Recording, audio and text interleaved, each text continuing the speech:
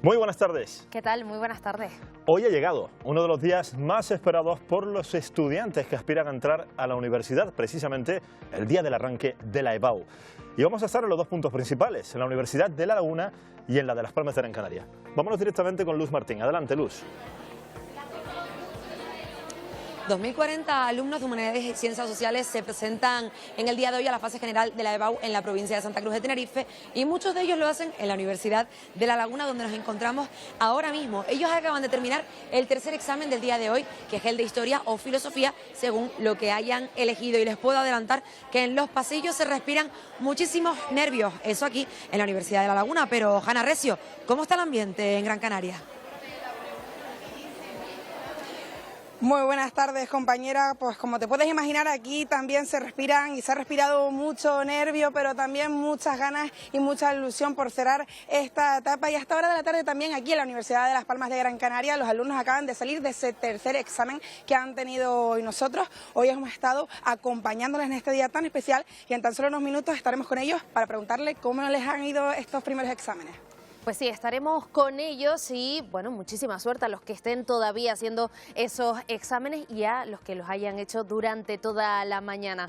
Y hoy en Conecta Canarias también vamos a poner el foco en otro asunto, concretamente en las empresas de desocupación. Se anuncian como intermediarios, pero lo cierto es que muchas de ellas lo hacen, esa desocupación, bajo procedimientos ilícitos. Vean.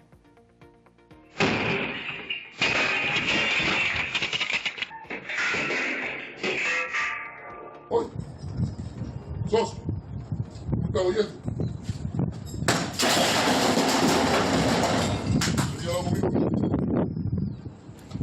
Es la historia, vamos a conocer hoy una historia precisamente de un afectado supuestamente por una empresa de desocupación. Es lo que denuncia Leandro desde la isla de Tenerife. Mari Martín.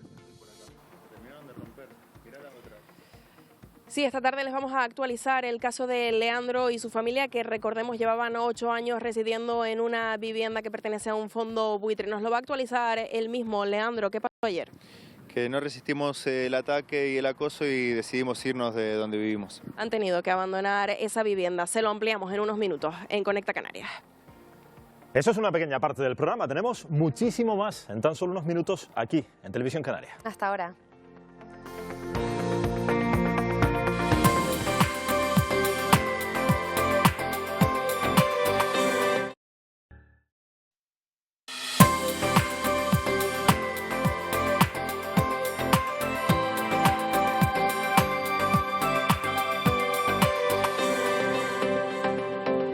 Muy buenas tardes. ¿Qué tal? Muy buenas tardes, bienvenidos. Bueno, parecía que no, pero por fin ha llegado el día de los estudiantes que aspiran a acceder a la universidad, comenzando con esa prueba de la EBAU, que se va a prolongar hasta el próximo 9 de junio. Vamos a estar en las dos provincias, en la Universidad de La Laguna y en la de Las Palmas de Gran Canaria. Precisamente, y esto es una anécdota, nuestras dos reporteras, las que van a ver a continuación, fueron juntas a la EBAU, Hanna y Luz Martín. Comenzamos con Luz. Adelante, Luz, cuéntanos cómo están los nervios por ahí. Pues se notan y mucho los nervios aquí en el campus de Guajará en la Universidad de La Laguna. Iván, fíjate, este es el ambiente ahora mismo. Acaban de terminar el último examen del día de hoy, Historia o Filosofía, según lo que hayan elegido. Y ahora están pues aprovechando para coger un poquito de aire porque sin duda alguna llevan una jornada de mucho estudiar y de mucho estrés también, las cosas como son. Ese es el ambiente aquí ahora mismo donde yo me encuentro. Pero Hanna, ¿cómo está todo en Gran Canaria ahora mismo? Pues muy buenas tardes, compañera. Nosotros estamos ahora mismo en la Facultad de Arquitectura de la Universidad de Las Palmas de Gran Canaria, donde hoy se han llevado a cabo sus primeros exámenes de la EBAU. Hasta hora de la tarde, como puedes ver, no queda nadie porque hace tan solo unos minutos ha acabado ese último examen de los 3 que han tenido hoy los alumnos. Nosotros pues les hemos acompañado hoy en este día tan especial y tan importante para ellos, con muchos nervios, pero también con muchas ganas e ilusión, y esto es lo que nos han comentado.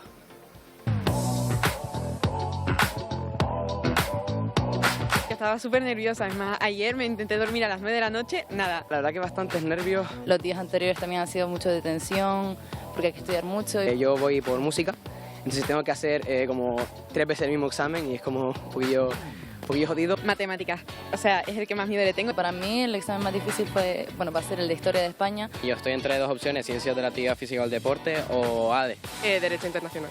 En Madrid. Ingeniería de sonido. Muchos nervios seguro, pero también es seguro que le habrán salido súper bien esos exámenes y a lo que lo estén haciendo todavía muchísima suerte. Bueno, y hoy en Conecta Canarias también vamos a hablar de otro importante asunto. Vamos a poner el foco en cómo trabajan las empresas de desocupación, porque fíjense, algunas de ellas operan en la legalidad, pero otras lo hacen con procedimientos ilícitos. Vamos a verlo.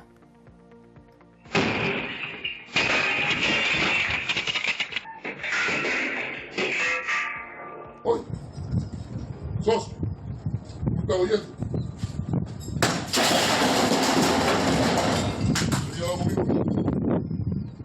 Se anuncian como mediadores entre el propietario y la persona que ocupa la vivienda, pero en muchas ocasiones, como lo están viendo en esas imágenes, lo hacen bajo coacciones, amenazas, y hoy precisamente vamos a hablar de este importante asunto y vamos a conocer la historia también de Leandro, una persona supuestamente afectada por una empresa de desocupación en la isla de Tenerife. Así es, y hoy en Conecta Canarias también conocemos en este caso la historia de Alberto. Tiene 29 años y desde los 16 padece agorafobia. Una situación desde luego que le genera muchísima ansiedad. Esto es un pequeño adelanto.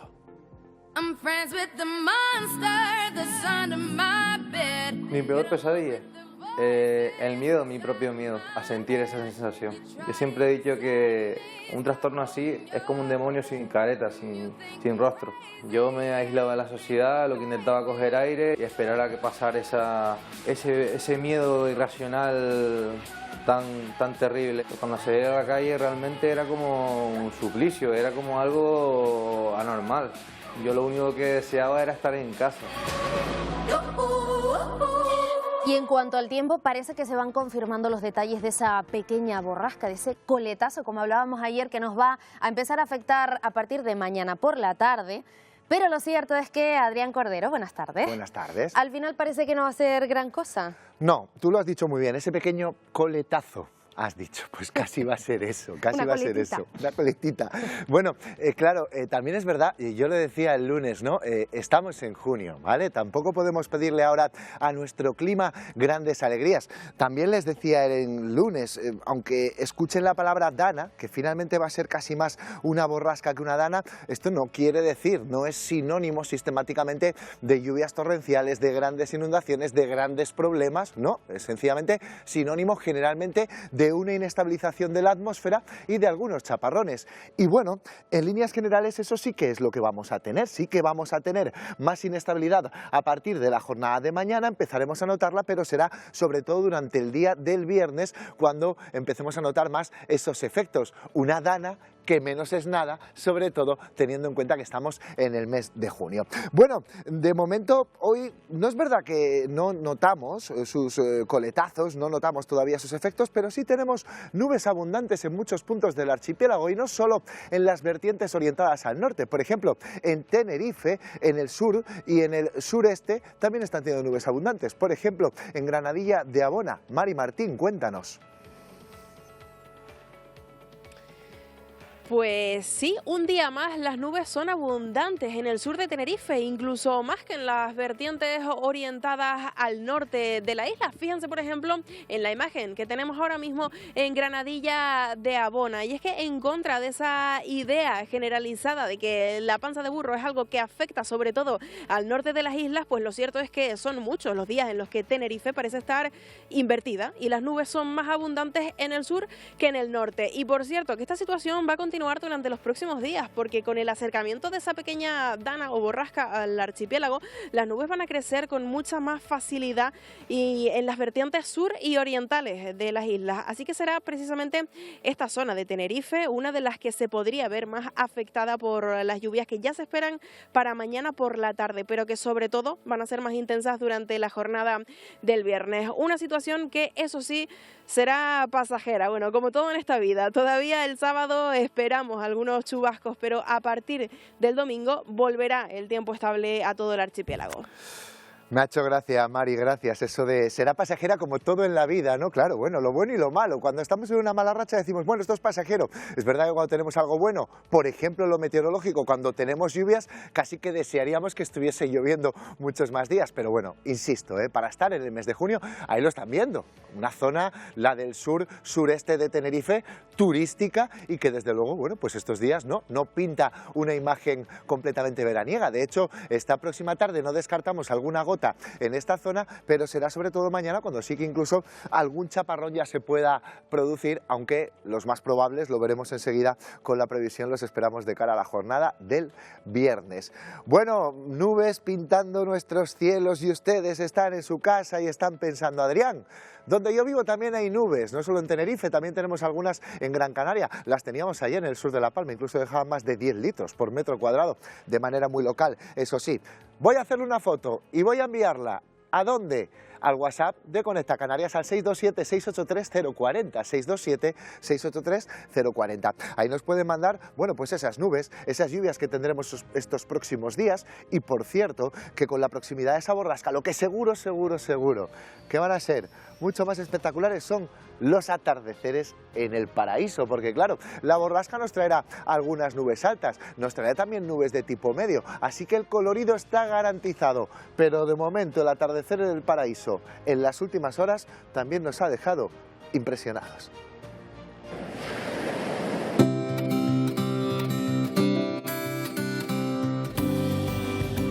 Atardece en el paraíso con cielos de todos los tipos. Cielos más limpios en el norte de Tenerife, en Buenavista del Norte o Garachico. También en la isla de La Palma, aunque al amanecer el panorama era bien distinto.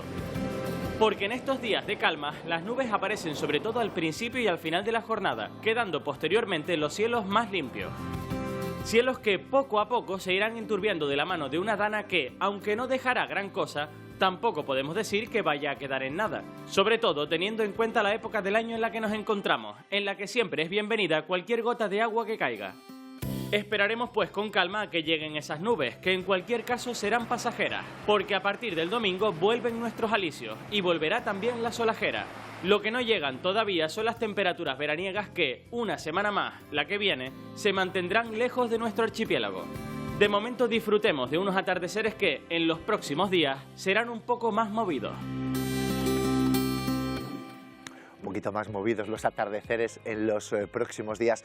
Bueno, 5 de junio, día importante, ¿para qué? Para el medio ambiente, porque desde el año 1972 celebramos hoy, precisamente 5 de junio, el Día Mundial del Medio Ambiente. Y en esta ocasión, este año, lo hacemos con este lema, Generación Restauración. ¿Pensando en quién? Pensando en los más jóvenes, que son los que tienen no solo que frenar el proceso de degradación del planeta que hemos tenido en los últimos años, sino también, en la medida de lo posible, revertirlo. Y con los más jóvenes está precisamente en una de esas múltiples actividades que se están desarrollando por todo el archipiélago nuestra compañera Eli Rodríguez en Las Palmas de Gran Canaria, haciendo un montón de actividades, aprendiendo a conservar el medio ambiente. Eli.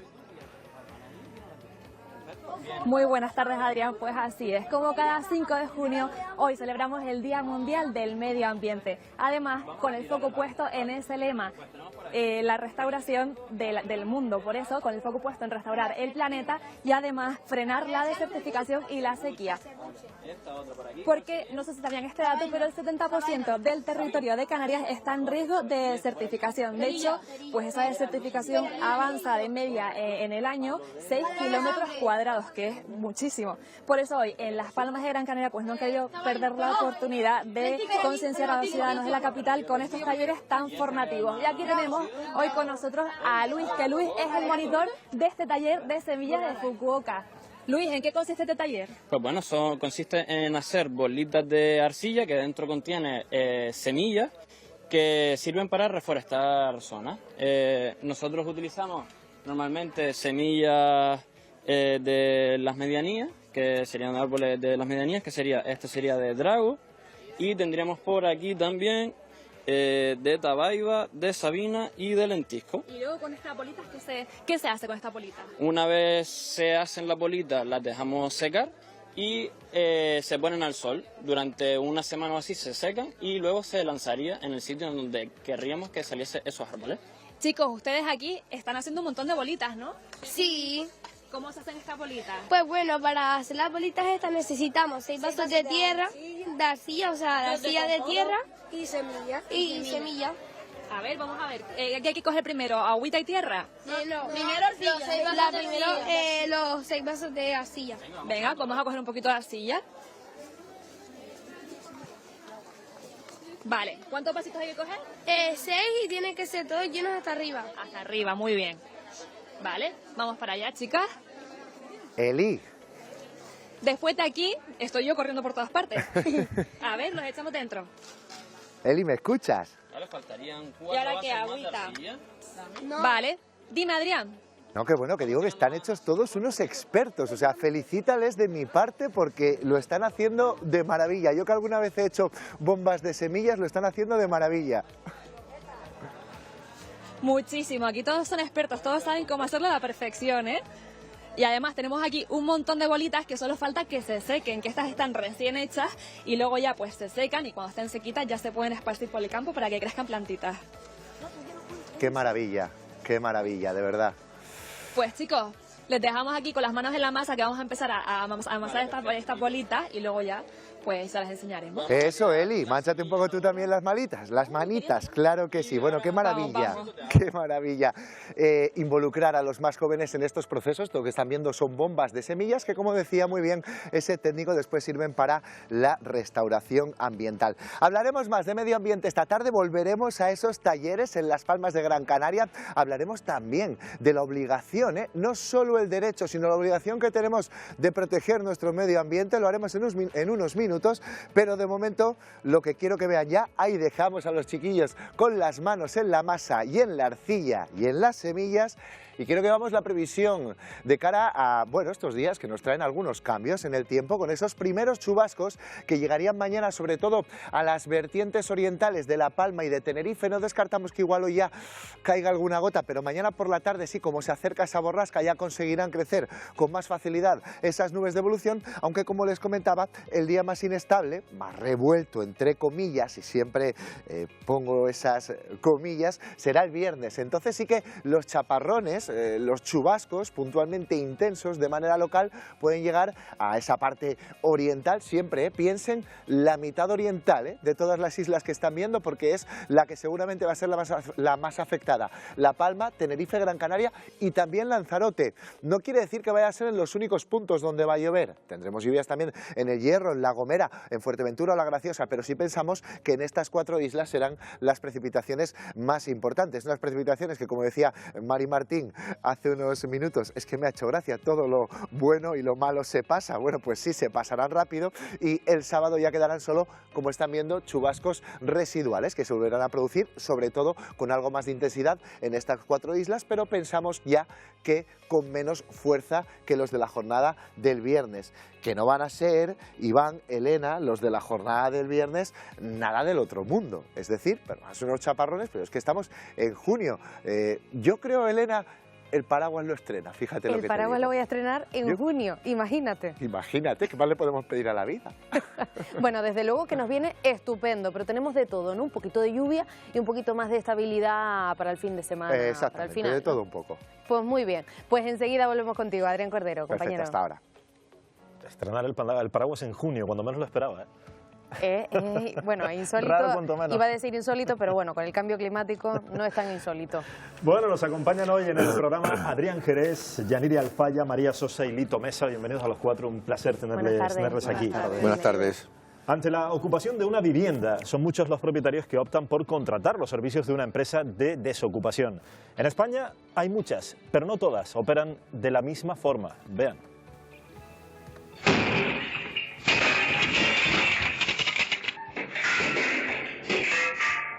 Hoy, sos, caballero.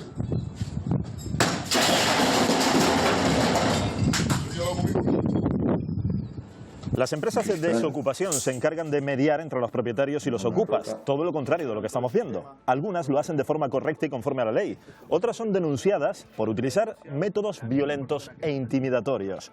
¿Dónde está el límite de estas labores? ¿Cuál es el método de actuación? Nos vamos precisamente a Tenerife para conocer el caso de una persona que ayer salió precisamente de la casa que ocupaba, ante lo que denuncia fueron amenazas directas por parte de una empresa de desocupación. Mari Martín, adelante.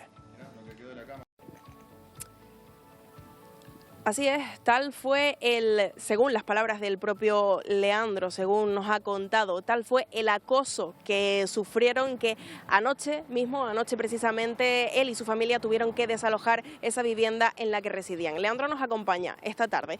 Muy buenas tardes y gracias por atendernos. La primera pregunta es obligatoria. ¿Cómo te encuentras tú, Leandro? ¿Cómo se encuentra tu familia? Buenas tardes. Nos encontramos bien, estamos agotados física y mentalmente, pero estamos bien. ¿Qué pasó anoche? Anoche no resistimos más el asedio, la violencia con la que vino esta empresa que se encarga de coaccionarnos y nos tuvimos que ir porque no aguantamos más. Anoche tú y tu familia, según nos has comentado, decidieron poner el punto final a esta historia y abandonar esa vivienda, pero según tus palabras, el acoso pues ya venía produciéndose desde antes. ¿Qué más cosas pues les habían hecho? ¿De qué han sido víctimas? Bueno, nos han pinchado las ruedas de los coches, nos han tirado piedras, nos persiguen en la carretera, nos paran los coches de adelante amenazándonos. Nos gritan que nos van a golpear, que nos vamos a perder todas nuestras cosas. Violencia todo el tiempo. Tenemos esas imágenes, nos las has compartido de esas ocasiones en las que llegaron a entrar incluso en la vivienda. Sí, han entrado en la vivienda, se han llevado cosas, rompieron todo. Justo yo llegué y estaban saliendo, pero han roto todo, está todo grabado, está todo en la justicia. Leandro, nos comentabas que anoche vivieron una noche evidentemente muy complicada y además tuvieron que recoger todas sus pertenencias. Sí, después de 8 años que vivimos ahí, tuvimos que recoger 8 años de vida. También quiero recalcar que esa vivienda era una vivienda que estaba sin terminar, no era de nadie. Yo estoy totalmente en contra de que se ocupen viviendas de gente, de personas. Esto era una obra sin terminar, que en 8 años nadie la reclamó y ahora de repente hay alguien que la reclama y se salta a la justicia y va por la fuerza. Leandro y su familia ahora mismo pues tienen sus pertenencias en su vehículo, pues por respeto a su privacidad tampoco vamos a mostrar esa imagen. Leandro, además hemos quedado en un punto neutral porque me comentabas que en estos momentos lo que sienten es, según tus palabras, miedo a volver a esa zona. Sí, es miedo no solo a volver a esa zona. Nos amenazaron de que nos van a cruzar en cualquier momento, que nos van a pegar palizas, que nos vamos a enterar y bueno, ahí está, a eso se dedica esta gente. Leandro, ¿dónde van a pasar la noche hoy? En casa de amigos, separados, porque no nos pueden recibir a todos juntos, pero nada, lo bueno es que estamos bien, que estamos enteros y salimos de ese infierno. Muchísimas gracias por habernos contado la situación. Ya saben que nosotros aquí en Conecta Canarias pues tratamos de dar voz. Nuestro trabajo como periodistas es contar lo que está pasando, informar y por supuesto dar voz a los ciudadanos. Compañeros. Por supuesto, esa es nuestra labor como servicio público. Decía Leandro en el vídeo, vivienda sin terminar, en una vivienda sin terminar, la que estaba ocupando, en la que estaba viviendo en ese preciso momento. Dice que no había nadie, dice textualmente, ahora de repente alguien la reclama y lo hace por la fuerza. También hay que decir que no todas las empresas de desocupación lo hacen bajo estos procedimientos de coacción, amenazas. Hay algunas que sí son mediadores lícitos, que lo hacen bien. Pero hemos visto un caso que supuestamente ha ocurrido de esta manera. Yanire. Hay empresas y empresas como hay casos y casos de ocupaciones con mayores y menores grados de vulnerabilidad de los ciudadanos y de la familia. Hay empresas que desde luego no cometen ninguna ilegalidad y que se dedican a la mediación, pero yo creo que en este país nos estamos permitiendo con mucha más asiduidad de lo que deberíamos ver imágenes violentas, imágenes de personas que trabajan en estas empresas de desocupación amedrentando a familias, insultándoles, amenazándoles, en fin, yo creo que lo que tendríamos que plantearnos como país es si tiene que cambiar la ley para agilizar esos desalojos de las viviendas ocupadas, porque hay que respetar profundamente el derecho a la propiedad privada y sobre todo plantearnos qué política de vivienda queremos, porque no olvidemos la grandísima vulnerabilidad que hay detrás de la mayoría de los casos de ocupaciones. Porque técnicas hay muchas, desde luego, para llegar a una mediación, efectivamente, entre el propietario, aunque en este caso, reiteramos, no había un propietario concreto, o por lo menos no había nadie habitando esa casa la que se ocupó finalmente, pero es cierto que hay técnicas diferentes, como por ejemplo llegar a un acuerdo lito económico entre esas empresas de desocupación y la persona que está ocupando la vivienda. Pero fíjate de lo que estamos hablando, es decir, que hayan salido un montón de empresas que te echan a ti de tu casa o echan al ocupa de su casa porque el propietario tiene una inseguridad jurídica y la lentitud de la justicia no permite echar a ese señor que ha entrado en tu casa y la ocupa, por mucho que la arregle y por mucho que nadie la reclame. Esa casa tiene un propietario y si no lo tendrá en el futuro, porque al final lo compra, ya puede ser cualquiera, y tiene derecho a vivir porque la ha pagado. Pero de todas maneras, que este país permita que, tal como está la ley, que se creen empresas para desocupar a los señores que ocupan casa, es que esto ya es insólito. Es decir, ¿de qué estamos hablando? Es decir, administración tiene que arreglar este problema ya de una vez. Tiene que hacer algo para para que no hayan ocupas, para que pueda entrar gente a su casa pagando un alquiler y tenga el aval del gobierno o el aval de las instituciones para que el dueño esté tranquilo, para que pueda poner su casa en alquiler o para que puedan comprarla. Pero es que no se hace nada. ¿Tú no crees que sobredimensionamos este problema? ¿Cómo que no? Es una pregunta que planteo por lo siguiente. Hay mucha gente que tiene la casa cerrada y no se la da a nadie. Acabo de decir que yo respeto profundamente el derecho a la propiedad privada, igual que el derecho a una vivienda digna, que aparecen los dos en la Constitución. Lo respeto, pero vamos a ver, vamos a fijarnos en los datos. En 2022 en Canarias, 508 viviendas ocupadas, 508 de más de 1.800.000 viviendas. A lo mejor sobredimensionamos un poco el problema. Pero esas son las que, esos son los ocupas. Todas las casas ocupadas. Escúchame, Jenny, sí, no, esos son los ocupas. Y las estadísticas no pero los que no pagan el alquiler, pagan el alquiler claro. Y no puedes llegar hasta un proceso judicial para echarlo, eso no lo metes dentro. Y es verdad que esa realidad existe. Claro, no se recogen esas estadísticas. Sí, claro. De todas maneras, también ponemos el foco en los propietarios y atendiendo a los datos que estaba lanzando Yanire, también hay que recordar que el 99% de las ocupaciones se producen o en edificaciones que están vacías y sin terminar, o en viviendas que están en manos de los bancos, de fondos buitres o de grandes tenedores. Es decir, sí es un problema, por supuesto que es un problema la ocupación, pero quizás le estamos dando un foco muchísimo mayor del que realmente tiene, que no estoy restando la importancia. Pero... Adrián, ¿y qué valoración haces en particular de la actuación de esas empresas de desocupación que no se ciñen precisamente a la ley a la hora de intervenir? El problema, que hay que cumplirla, evidentemente. Claro, el problema está en que me parece perfecto que se cree una empresa privada para mediar en un problema de ocupación. Ahora bien, el problema está en las formas que se utilizan. Si esa empresa contrata a matones, por decirlo de una forma suave, para amedrentar al que está ocupando, evidentemente te está saltando también la ley. En una problemática que tiene España, que es la falta, en España y Canarias, la falta de vivienda. En Canarias hay una cronificación de la pobreza, hay muchos sitios abandonados. Venimos del 2008, cuando la crisis y demás, todavía hay edificaciones abandonadas y encontramos con personas vulnerables que se meten en este tipo de viviendas. Y resalta, surge un nicho de negocio que son unas empresas que no se sabe qué categoría profesional hay que tener, qué tipo de preparación hay que tener para formar parte de esas empresas, que utilizan unos métodos... Las que hacen la mediación legal, pues en su mayor parte, imagino que serán abogados o personas... No, pero estas mismas empresas que estamos viendo, que es lo que suele salir en los medios de comunicación, lo que se hace viral con esos comportamientos intimidantes, amenazantes y demás, estas empresas, su servicio mínimo vale 3.000 euros. O sea, no la contrata cualquiera. O sea, son empresas que tienen un equipo detrás, una operatividad y demás. Y la pregunta es, ¿qué legislación hay detrás de estas empresas? Es que la ley está para respetarla. Se supone, ¿no?, que todos tenemos que respetar la ley. Si entra un señor en tu casa porque tú te has ido, porque la tienes vacía, ¿dónde está la ley para poder reclamar tu casa? No está. En este momento no está.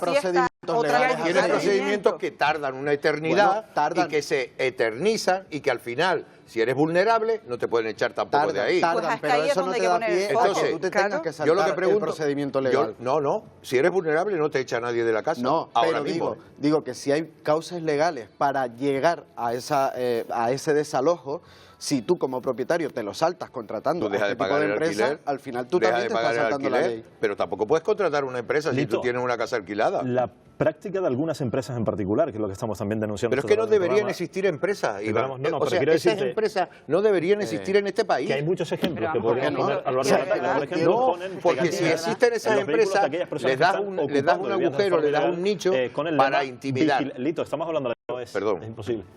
Decía que hay empresas que están poniendo incluso pegatinas en los vehículos de estas personas que ocupan viviendas por la circunstancia que sea, y que aquí evidentemente tampoco estamos justificando, claro está, con el lema o la palabra vigilado, para intimidar en mayor medida. Creo que estamos viendo de hecho alguna imagen pues bastante llamativa en ese sentido, Elena. Pues y hay sí, sentencias también contra estas empresas, hay que decirlo. Lo están viendo en ese momento, había una pequeña pegatina que ponía vigilado. La verdad que esa coacción, esa amenaza, es que no puedes seguir viviendo en esos lugares de esa manera, ¿no? Es que es una cosa y de vivo. Claro, es que estamos permitiendo la intimidación, la fuerza, estamos justificando una empresa que se dedica a desalojar a la gente de una casa. Han llegado a los tribunales. Hay un tribunal en España que condenó el hecho de que unos trabajadores de una empresa de desocupación entraran a una vivienda con una placa falsa de peritos. El que hemos visto ahora ha tenido éxito. Están poniendo denuncias ante la Guardia Civil. Enseguida volvemos. De hecho, vamos a hablar con un abogado, con Rafael Alonso, que ya nos escucha. Muy buenas tardes. Buenas tardes, ¿qué tal? Muchísimas gracias por atendernos en Conecta Canarias. Bueno, lo habrá escuchado en la mesa de debate y también lo hemos visto muchas veces que se han vuelto virales esas imágenes, ¿no?, de algunas empresas de desocupación con esas prácticas ilegales o al borde de la ilegalidad. Pero no siempre es así, ¿no? En general, ¿qué procesos son los legales para poder mediar correctamente, para hacerlo bien? Hombre, el principal procedimiento al que tenemos que acudir cuando es una ocupación ilegal es acudir a las fuerzas y cuerpos del Estado, es decir, a la policía, presentar la denuncia correspondiente para que la autoridad judicial pueda actuar. La existencia de este tipo de empresas que se dedican de alguna manera a lo que se denomina como desocupación serán ilegales en la medida en la que su función se limite a mediar entre el propietario de ese inmueble y la persona que lo está ocupando de manera ilegal o ilegítima. En el momento, como ya estaban ustedes pues de alguna manera detallando, en el que se produce pues, violencia, intimidación, coacción o se comete algún delito para forzar la desocupación de esta vivienda, pues evidentemente ya ahí se saldría de la legalidad de ese procedimiento y no sería lícito. Señor Alonso, por disipar dudas a aquellas personas que nos están viendo en este momento, la primera opción siempre es la empresa de desocupación, cuando se debe en todo caso acudir primero a las fuerzas y cuerpos de seguridad del Estado. Efectivamente, es decir, lo primero que debemos ir es a la justicia, que de alguna manera es quien tiene que llevar a cabo las medidas necesarias para interceder en la comisión de este tipo de delitos de ocupación ilegal. Recurrir a este tipo de empresas de resolución de conflictos, por así decirlo, de forma extrajudicial es una opción, pero no es quizás la opción adecuada o correcta a la que deberíamos acudir. Por desgracia, pues los medios judiciales, a veces por falta de recursos o por la razón que sea, no son todos los rápidos que deberían ser para poder solucionar este tipo de conflictos y la gente pues tiene que acudir a otras alternativas, ¿no? Podemos llegar a hablar de la legislación. Se dice que no es clara y que no llega a diferenciar claramente entre el tipo de vivienda ocupada, si es segunda residencia, si es una vivienda abandonada o propiedad de entidades. ¿Cómo deberíamos avanzar en el sentido regulatorio para tratar cada caso, pues, como es, individualizado? Hombre, detallar en la legislación o manera determinar o calificar el tipo de vivienda para limitar o graduar el tipo de delito cuando se produce una ocupación ilegal puede ser una opción, pero de alguna manera estaríamos sancionando al propietario por el hecho de ser un gran tenedor o una empresa o una institución por el simple hecho de serlo, es decir, cuando se está produciendo un delito como es la ocupación ilegal. Quizás las medidas deberían ir en otro sentido, es decir, dotar de recursos y medios a la justicia para que pueda agilizarse y resolver estos procedimientos de una forma más rápida, proporcionar recursos también a los servicios sociales para determinar el estado económico de las personas que puedan estar ocupando estas viviendas y darle una alternativa social y correcta de la forma más rápida posible sin que perjudique a los propietarios de estos inmuebles. Claro, señor Rafael Alonso, abogado, muchísimas gracias por atendernos esta tarde en el programa y disiparnos tantas dudas al respecto de este tema. Muchas gracias a ustedes, un saludo. Un placer. Bueno, lógicamente, las personas que acuden, entiendo, a una empresa de desocupación en última instancia es porque ya han agotado todos los recursos y también es obvio que han acudido lo primero a las fuerzas y cuerpos de seguridad del Estado. Han hecho una llamada a la policía si se encuentra en su vivienda ocupada. Entiendo que este será uno de los últimos pasos que den ya ante la desesperación de que te están ocupando tu casa. Por supuesto, y de verdad me gustaría reiterar, sean 500 casos como ocurrió en 2022 en Canarias, sean 1000, 1500, este problema requiere de una respuesta y de respeto también hacia esos propietarios que se han ganado con el sudor frente a su casa y se la están ocupando. Ahora bien, el sol no se puede tapar con un dedo. El verdadero problema de la vivienda no está en las ocupaciones, que son minoritarias. El verdadero problema está en que los precios han disparado un 78% en 10 años, en que la gente no puede pagar el alquiler o no puede pagar la hipoteca, en que suben las viviendas 5 veces más que los salarios, y ese es el problema que tiene Canarias. También la falta de una política pública, de la falta de vivienda social, ese es el verdadero problema. Ahora, las causas minoritarias también merecen una respuesta, por supuesto. ¿Qué opinan de lo que dijo Rafael Alonso? Porque ha dicho en esa última pregunta que le hacíamos sobre la legislación o lo que deben hacer las administraciones públicas, dice que hay que analizar la vulnerabilidad de esa persona y darles una alternativa social. ¿Esto se está haciendo? Es que la administración en estos casos está fallando. Por un lado, no hace, como bien dice Yanire, falta vivienda pública donde las personas puedan poder acceder a una vivienda, y por otro lado tampoco tiene resoluciones judiciales rápidas para poder resolver a un propietario que un inquilino o alguien que no está pagando pueda salir porque también es un propietario, es una persona que puede ser vulnerable porque como tiene esa renta para subsistir él también, ¿no? Entonces, claro, son casos ya más concretos. Es que este gobierno crea una ley que no funciona, que no sirve para nada, porque tiene el efecto contrario. Pero es verdad que quiere proteger a las personas. ¿Qué ley? La vivienda. La vivienda. Pues será por lo que se ha aplicado, por lo que se ha dejado aplicar en determinadas comunidades. Ahora, tú quieres proteger a las personas, a mí me parece muy bien, porque hay mucha gente vulnerable. Entonces, media entre los propietarios y entre los señores que tienen la casa para que eso sea efectivo, es decir, para que no haya ningún problema, para que el que no tenga que ocupar una casa, sino que pueda entrar en una casa con un alquiler con la mediación del Estado, que en este país no se hace, pero en otros países sí se hace, y avalan un poco ese compromiso que tiene el inquilino de pagar con la ayuda del Estado. Pero ahora, lo que no puede llegar es poner en el mercado viviendas que llevan décadas sin ponerse en el mercado. Pregúntale a las entidades bancarias cuántas viviendas tienen vacías. Pero que, sobre todo en Canarias. Bueno, y a los fondos buitres. Preguntemos al gobierno por qué no ha puesto mercado público de vivienda. ¿Cuántas veces hemos escuchado, no este gobierno, sino el anterior también, que le iban a comprar a los fondos buitres las casas que tenían en Canarias? ¿Cuántas veces lo hemos escuchado? Pero porque estamos más ocupados haciendo política que haciendo cosas útiles para la ciudadanía. Miren cómo ha cambiado el cuento respecto a la crisis de 2008, en la que las protagonistas eran las plataformas antidesahucios, porque vivimos un auténtico drama, y hoy que vivimos una crisis habitacional sin precedentes, las protagonistas son las empresas de desocupación. ¿Por qué? Porque hay mucha política de por medio y mucho interés en difundir determinados bulos sobre la ocupación. Es que en esa plataforma es que los primeros que dijeron no al desahucio fueron algunos jueces valientes en este país. Fueron los primeros que se negaron a quitarle las casas a la gente por las deudas que tenían con los bancos. Esos fueron unos tipos valientes. Ahora después aparecieron las plataformas antidesahucio que también... ¿No existen ya las familias vulnerables? También hay que tener en cuenta que provocar ese miedo esa alarma hacia la ocupación y demás también fomenta el negocio de las alarmas, de los seguros y de otro tipo de negocios que se alimentan de ese miedo.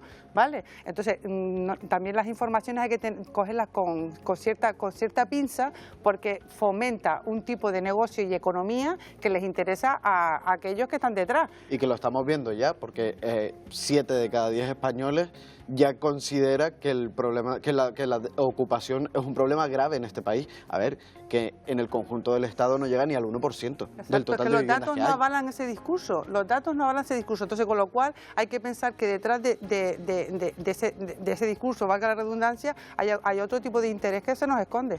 Bueno, Canarias es la quinta comunidad con mayor número de embargos, de hipoteca. ¿A qué responde esto? Sorpresa ninguna, somos la comunidad con más problemas sociales y económicos de todo el país. En fin, es que el sueldo no da para más, porque lideramos la inflación se ha comido lo poco que ha subido el sueldo mínimo. No nos dejemos engañar, es decir, esto es el cuento de la lechera. Hemos subido el salario mínimo interprofesional, pero al final la inflación se ha comido prácticamente todo lo que te ha subido. No, prácticamente no. O sea, todo, quiero decir, todo. La vivienda se ha disparado en los últimos 10 años, pero 5 veces ha recaudado más que más impuestos lo que han subido nunca. Los salarios. Pero el Estado y las comunidades han recaudado más impuestos que nunca con la inflación. Pero no han tenido un detalle con los ciudadanos. Claro, y el ritmo de construcción de viviendas es el que se ha invertido en los servicios sociales, como por ejemplo con este tema, como en el tema de la vivienda, por ejemplo, que se podía invertir en ya que están cogiendo más impuestos, pues invertir en el parque público tan anhelado, y que además que esto viene desde el 2008, o sea, de décadas y décadas de no hacer vivienda pública, y que realmente ya está llegando a unos puntos donde, si la pobreza en Canarias cada vez está más cronificada, ¿dónde vamos a ir si no tenemos? Pero que también si no las tienes soluciones casa? tampoco Al final son terminas fáciles. metiéndote en sitios para vivir, que es lo que está pasando, y terminarás trabajando y viviendo en una caseta. En todo caso, María, el dato lo dejaba Yanire anteriormente sobre la mesa. De las viviendas vacías, solo el 0,24% son las que están ocupadas concretamente en Canarias. Claro. Esta cifra no incluye a aquellos inquilinos que dejan de pagar precisamente el alquiler. Claro, pero es que una cifra tampoco aparte. satanicemos a esas personas, porque en muchos casos son personas vulnerables y también tienen unos derechos igual, por supuestísimo, que los propietarios. En todo caso, sí que es verdad que ha habido una dejación política a lo largo de las últimas décadas, brutal, a nadie se le escapa, yo creo, pero las soluciones no son tan sencillas. Cuando decimos, hay en Canarias 211.000 viviendas vacías, hay que ponerlas en el mercado. Miren, es que muchas están en un estado de ruina o de semi-ruina, pues eso lleva una labor de rehabilitación. Cuando decimos, vamos a construir vivienda, primero, ¿a qué precio con las constructoras, que ahora demandan que los contratos sean mayores? Segundo, ¿cuánto tiempo cuesta construir vivienda? Y tercero, ¿qué hacemos en Canarias con el reto demográfico?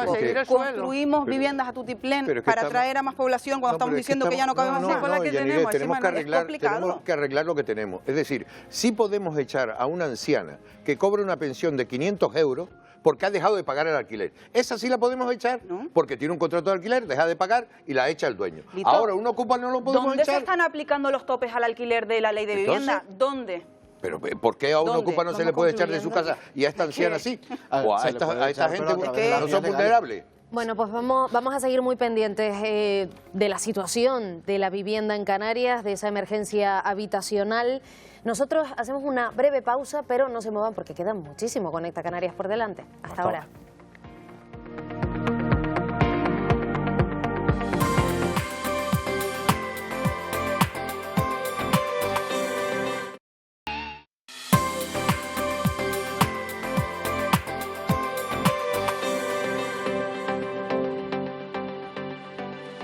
Menos 25 de la tarde. Elena, ¿tú estabas nerviosa en tu selectividad?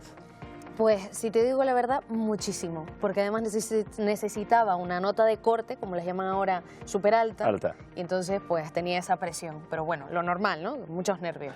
Se van a sentir seguro identificados contigo los alumnos que precisamente quieren acceder a la universidad y están en las pruebas de la EBAU que han arrancado hoy. Precisamente, Elena, por mucho que te prepares los exámenes, al final nervios se pasan. Eso siempre. Precisamente vamos a irnos hasta Las Palmas de Gran Canaria, al campus de Tafira, donde se ha encontrado ahí toda la tarde con esos nervios que seguro que los ha compartido Hanna Recio con los alumnos. Hanna, cuéntanos. Muy buenas tardes, compañeros. Pues sí, muchos nervios. Yo creo que da igual el tiempo que pasa, que todos, cuando hemos presentado a la ABAU, pues pasamos todos un poquito de nervios, ¿no? Estamos ahora mismo pues en una de las clases donde hoy los alumnos pues han hecho esos primeros exámenes de la ABAU, donde también durante los próximos 3 días se llevarán a cabo el resto de exámenes. Yo la verdad que estoy por estos pasillos, me dan mucho recuerdo, especialmente de mi carrera universitaria, carrera además que compartí con mi compañera Luz Martín. Yo no sé si ella se acuerda de esos momentos universitarios, aunque ya pasó unos años, ¿eh?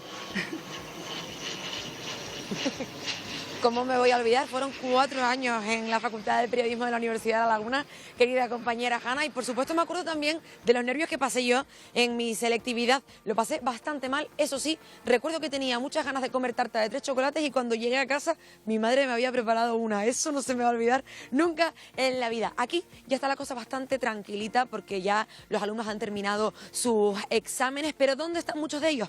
Pues en la biblioteca repasando para los próximos días, como por ejemplo Inés, que está aquí conmigo. Inés, rápidamente, ¿estás nerviosa? Un poco. Cogiendo un poquito de aire, ¿verdad? Sí, claro. Aprovechando, hay que respirar. Claro, claro. Te veo café en mano, mira, a ver que luego no me duermes, ¿eh? Y mañana es un día importante. No, pero hay que activarse para estudiar. Hay que activarse, hay que activarse. Muchas gracias, Inés, y mucha suerte. Chicos, nos quedamos por aquí y en un ratito volvemos a conectar, hablaremos con varios alumnos para que nos cuenten pues sus impresiones de este primer día de EBAU 2024. Bueno, yo lo que recuerdo es que mi madre me preparó unas croquetas, así que bueno, hay para todos los gustos, eso desde luego. Y en la Facultad de Periodismo seguro que se pasaba también un poquito de calor cuando llegaba el fin de curso, ¿a que sí, compañera? Sí, mucho. Bueno, enseguida vamos a volver con ambas, con Hanna Recio desde Tafira y con Luz Martín desde la Facultad de Periodismo en la Universidad de La Laguna. En total han sido 11.000 los alumnos que se han registrado, que se han inscrito para hacer estas pruebas de acceso a la universidad, esta evaluación estos días. Finalmente, hoy, como decimos, ha empezado la EBAU en Canarias y hemos seguido la jornada. Vean. Comienzan en Canarias los exámenes de la EBAU 2024, en la que cerca de 11.000 estudiantes se presentan en todo el archipiélago a las pruebas de acceso a los estudios universitarios. Unas pruebas que el alumnado afronta con nervios. Todo el mundo está nervioso, temblando, había niños ahí que, intentando tranquilizarnos ante los exámenes, pero bueno, lo que se puede hacer y para adelante. Una EBAU que refleja que las mujeres siguen copando el acceso universitario frente a los hombres. Del alumnado matriculado en las pruebas de la Universidad de Las Palmas de Gran Canaria, un 59% son mujeres, frente a un 41% de hombres. En la Universidad de La Laguna, aunque solo se da a conocer la estadística por género de la fase general, se repite la tendencia, con un 56% de alumnas frente a un 44% de alumnos. La búsqueda de un futuro laboral estable guía el acceso a las carreras universitarias de gran parte del estudiantado. Mi carrera no me pide mucha nota tampoco, me piden un 7 alto, pero con mi media de bachillerato ya voy sobrada. Yo quiero estudiar periodismo, comunicación audiovisual, entonces la nota tampoco es que sea tan alta, pero por mérito propio yo quiero decir, oye, he sacado yo una nota. Los últimos datos de empleo registrados en el mes de mayo reflejan que los desempleados con estudios universitarios representan el 6% del total. Un porcentaje que se repite en los parados con titulación de formación profesional. Una realidad que puede plantear dudas de futuro a la hora de estudiar una carrera o un FP para acceder a un buen puesto laboral. Yo estoy haciendo la EBAU por complacer a mi madre, porque en realidad yo todavía no sé qué voy a hacer el año que viene. Entonces he hecho la EBAU por si acaso, probablemente el año que viene hago una FP y ya bueno tengo la EBAU por si después del FP me meto a una carrera o cualquier cosa.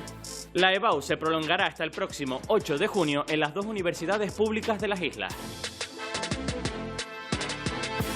Bueno, muchísima suerte a todos esos alumnos de parte de todo el equipo de Conecta Canarias que, reiteramos, están pasando nervios, que lo van a pasar en los próximos días, pero que con esfuerzo, evidentemente, pueden obtener un buen resultado. Vamos a hablar de otra alternativa, precisamente en el programa, a la universidad, como es la formación profesional. Jóvenes que se enfrentan al mercado laboral y que buscan alternativas, las que les resulten en este caso más idóneas para poder encontrar esa salida profesional. Hablamos con Francisca Sosa, profesora técnica de formación profesional. Señora Sosa, buenas tardes y muchísimas gracias por atendernos. Muy buenas tardes, bien hallada. Bueno, el discurso, Francisca, tradicional ha tenido que ver con la importancia, evidentemente, decíamos, de ese acceso a estudios superiores, es decir, la universidad. Pero es cierto que la formación profesional en los últimos años, en Canarias en particular, se ha ganado su hueco por méritos propios. Una demanda también de los propios empresarios que valoran esa formación vinculada a la práctica, por así decirlo.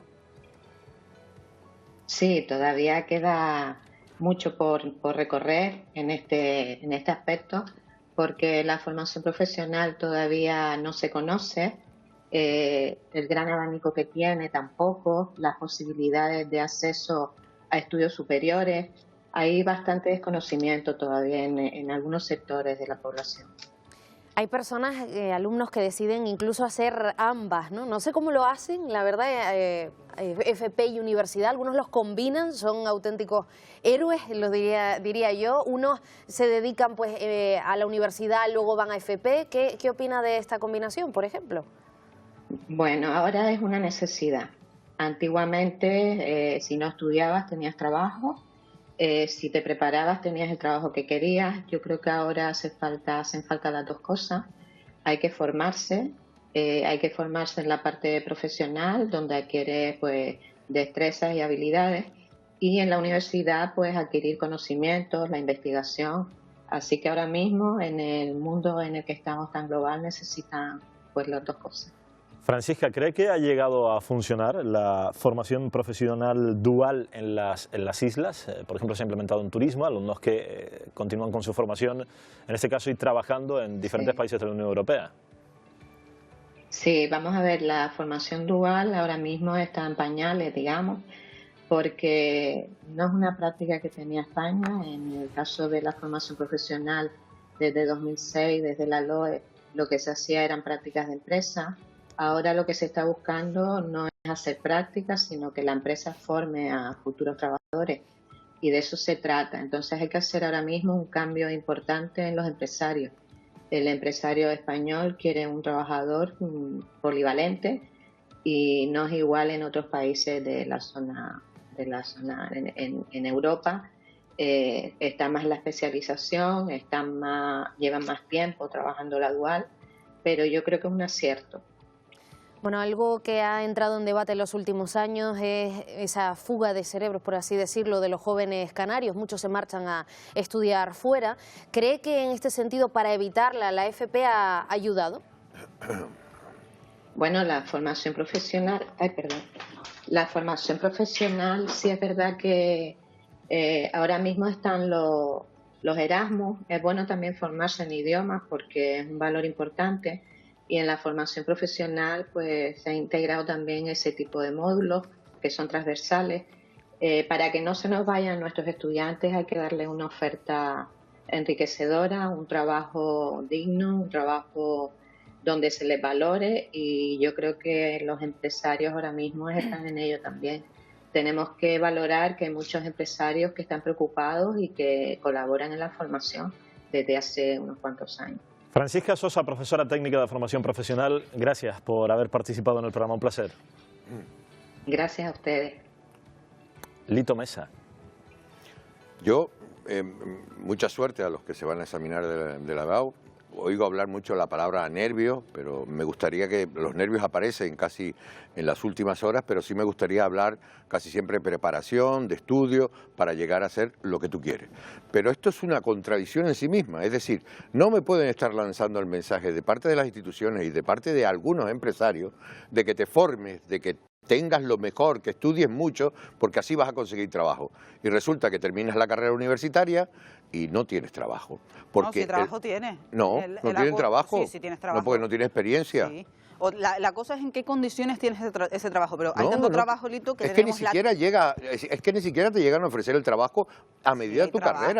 Es decir, otra cosa es que sea de lo que tú has estudiado, otra cosa es que sea a lo que tú aspiras, y otra cosa es que sea en las condiciones en las que a ti te gustarían y acorde a tus derechos laborales. Ha dicho la experta, no, es que los empresarios se tienen que adaptar a estas nuevas formas de estudio porque buscan trabajadores polivalentes. Pero queremos personal preparado para tener, pero para tener personal preparado, primero hay que pagarlo.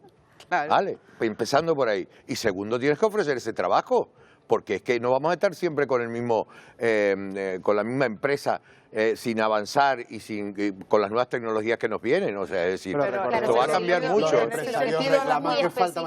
En este caso, por ejemplo, la FP Dual lo que dice es que la empresa forme. Sí. ¿En Canarias podrían formar las empresas o en general? Hablamos en general. La verdad que ahí la formación profesional puede dar un salto cualitativo, porque siempre la formación profesional se veía como aquella donde meterte si no querías estudiar una carrera, pero es que ahora ha cogido un cierto impulso. La formación dual, en que empresario forme al trabajador, me parece, es lo que están demandando ahora mismo muchos empresarios del sector del turismo, que no encuentra trabajadores formados para ciertos puestos. Pues fórmenlos usted, déle usted esa formación y luego me dirá, sí, yo lo formo y después se va a trabajar con otro. Pues bueno, pues se podría hacer como hacen los equipos de fútbol cuando forman en sus escuelas a los jugadores. A medida que se van pasando de equipos y van subiendo en categoría, pues se pueden llevar un porcentaje... mientras se está formando no está trabajando. Porque es que está haciendo un trabajo. No, sí, bueno, no mientras se está ver, formando, sí, se está haciendo un trabajo. Por eso, y está evitándole al empresario que contrate a una persona para ese trabajo. O sea, es decir, yo no entiendo por qué tiene que decir... Yo no entiendo por qué se tiene que... Claro, pero yo no entiendo por qué tiene que tener miedo a que se vaya a otro día. Tú lo amarras bien, le haces un buen contrato y seguro que se queda ahí. No entiendo por qué se tiene que ir. No, pero bueno, tú puedes enseñar... El problema enseñar... de dejar que esa formación recaiga en manos de la empresa es que al final también el estudiante puede incurrir en adoptar vicios o formas específicas de trabajar de una empresa que después, marchándose a otra, incluso dentro del mismo sector, pues no se aplique de la misma manera. Entonces, claro, está muy bien, pero hay que saber a lo mejor adaptar esa formación dentro de la empresa que sea homogénea en todas las empresas. Claro, pero eso lo tiene que poner la administración, tendrá que poner como una especie de esto no es un objetivo de la FP, una empresa u otra. Ese es un objetivo de la FP dual, o sea, quiero decir, tiene un currículo como en cualquier carrera tradicional que conocemos, en cualquier caso, que sí que están pañales, estoy totalmente de acuerdo con la experta, la FP y especialmente la FP dual. Yo creo que sí ha mejorado muchísimo la reputación en los últimos años porque creo que está logrando adaptarse a mayor velocidad a las necesidades del mercado que lo hacen las carreras tradicionales, además de 4 años. Hay mucha más gente que consigue rápidamente un trabajo. Que se están adaptando bastante mejor. Mucho porque más se dice que hay mucha práctica en sí para adaptarse luego al mundo laboral. Pero de alguna manera ya sales con una cierta experiencia que con la universidad a lo mejor no la obtienes, y sí es verdad que en las ofertas de empleo todas te reclaman tener experiencia laboral, es decir, al final eso la FP, al menos en cierto modo, te lo aporta. Y aquello de que este mundo estaría mejor si todos trabajáramos realmente en lo que nos gusta, si partir, es una reflexión que hago. Parece imposible de entrada. Pues el mundo sería más bonito. El mundo sería más bonito. Imagínate que todo el mundo trabaja en lo que le gusta y tú vas, y cuando tú interactúas con esa persona está haciendo lo que quiere. Sería lo idóneo, pero... Pues quitaríamos la EBAU, ¿no? Son las condiciones. Quitaríamos las EBAU, quitaríamos los cortes, ¿no? A mí no me preguntes, porque la mayoría son las mujeres ahora mismo. Mayoría de mujeres, claramente. ¿Es en lo que le gusta o en las condiciones en las que ejerce ese trabajo? Es que yo creo que hay muchísima gente que no tiene vocación y es respetable. Hay muchas personas que estudian carreras porque su familia viene, por ejemplo, farmacéuticos, abogados, etcétera, etcétera, personas que ya vienen de familias profesionales y se dedican a eso. Y después tú hablas con ellos y tú ves que no tienen vocación. Pero María, claro, descubrir tu vocación, perdona, con 18 años cuando vas a entrar a una carrera o con 20 y pico cuando sales de la carrera o del máster también es complicado. Hay gente que descubre su vocación con 30 o con 40 años y no tiene nada de malo. Por ahí va a ir, que al final uno cuando tiene que decidir a qué se quiere dedicar, hombre, pues no sé, tengo 18 años, yo qué sé qué es lo que quiero hacer. En ese momento no tienes ni idea a lo que quieres dedicarte. Y tantos nervios en lavado y luego dejan la carrera, el pobre mío. Claro, pero es que ese es el problema. Yo creo que la preparación es fundamental y que hay buena preparación, que los alumnos, oye, hay buenas notas dentro de la EBAU en Canarias. La universidad no está adaptada al mercado laboral. Ya, eso es verdad, vive en un mundo paralelo, pero lo que digo yo es que... no consigues trabajo cuando sales de la universidad. Además, en nuestra época, hace años, si tú te decías, tienes una carrera... No hace mucho, tampoco. Anteayer. Si cuando tú tienes una carrera, pues puedes optar a un puesto de trabajo. Entonces, porque tus padres no eran de clase media y a lo mejor no tenían esa posibilidad y tú estudiabas. Pero ahora mismo no es así. Ahora hay gente que está muy bien preparada y está trabajando en sectores que no son de lo que han estudiado, precisamente porque no han podido acceder al mercado laboral. La universidad normalmente la relacionan con la investigación, con el conocimiento y demás, lo decía Francisca Sosa, pero en los últimos años también se ha introducido y con más fuerza, por ejemplo, la figura del profesor asociado, que ejerce fuera de la universidad y da clase, es docente también, e investiga por esa parte. cosa es el contenido que se imparte dentro de la universidad. Al final, si yo, aunque trabaje fuera del aula, si cuando tengo que impartir la materia, al final los contenidos son como muy sesudos, no estoy adaptando esta formación que estoy aportando a que después el estudiante se pueda desenvolver en el mercado laboral, y eso creo que a todos los que pasan por la universidad les ocurre. Cuando acabas la carrera y llegas al mercado laboral dices, bueno, es que no sé nada. En muchas carreras la universidad no te enseña a ser profesional. Periodismo es una. Lo que tenemos claro es que sí hemos terminado con la mesa de tertulia. Adrián, Yanire, Lito, María, muchísimas gracias a los cuatro como siempre. Muchas gracias. Gracias por venir. Mucha suerte en la EBAU, a ustedes gracias. dos. Muchas gracias. Estamos súper nerviosos. Vamos, me siento como aquella vez. Bueno, no sé si ustedes conocen o han conocido a alguien, o ustedes mismos quizás, que tengan alguna fobia.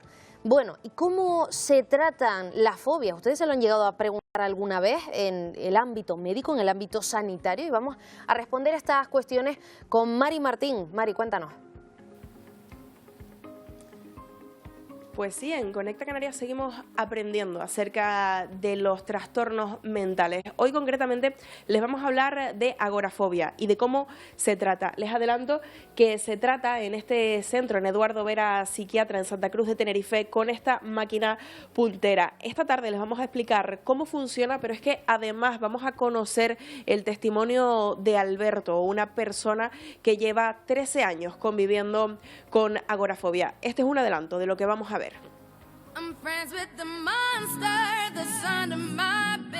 Mi peor pesadilla, el miedo, mi propio miedo a sentir esa sensación.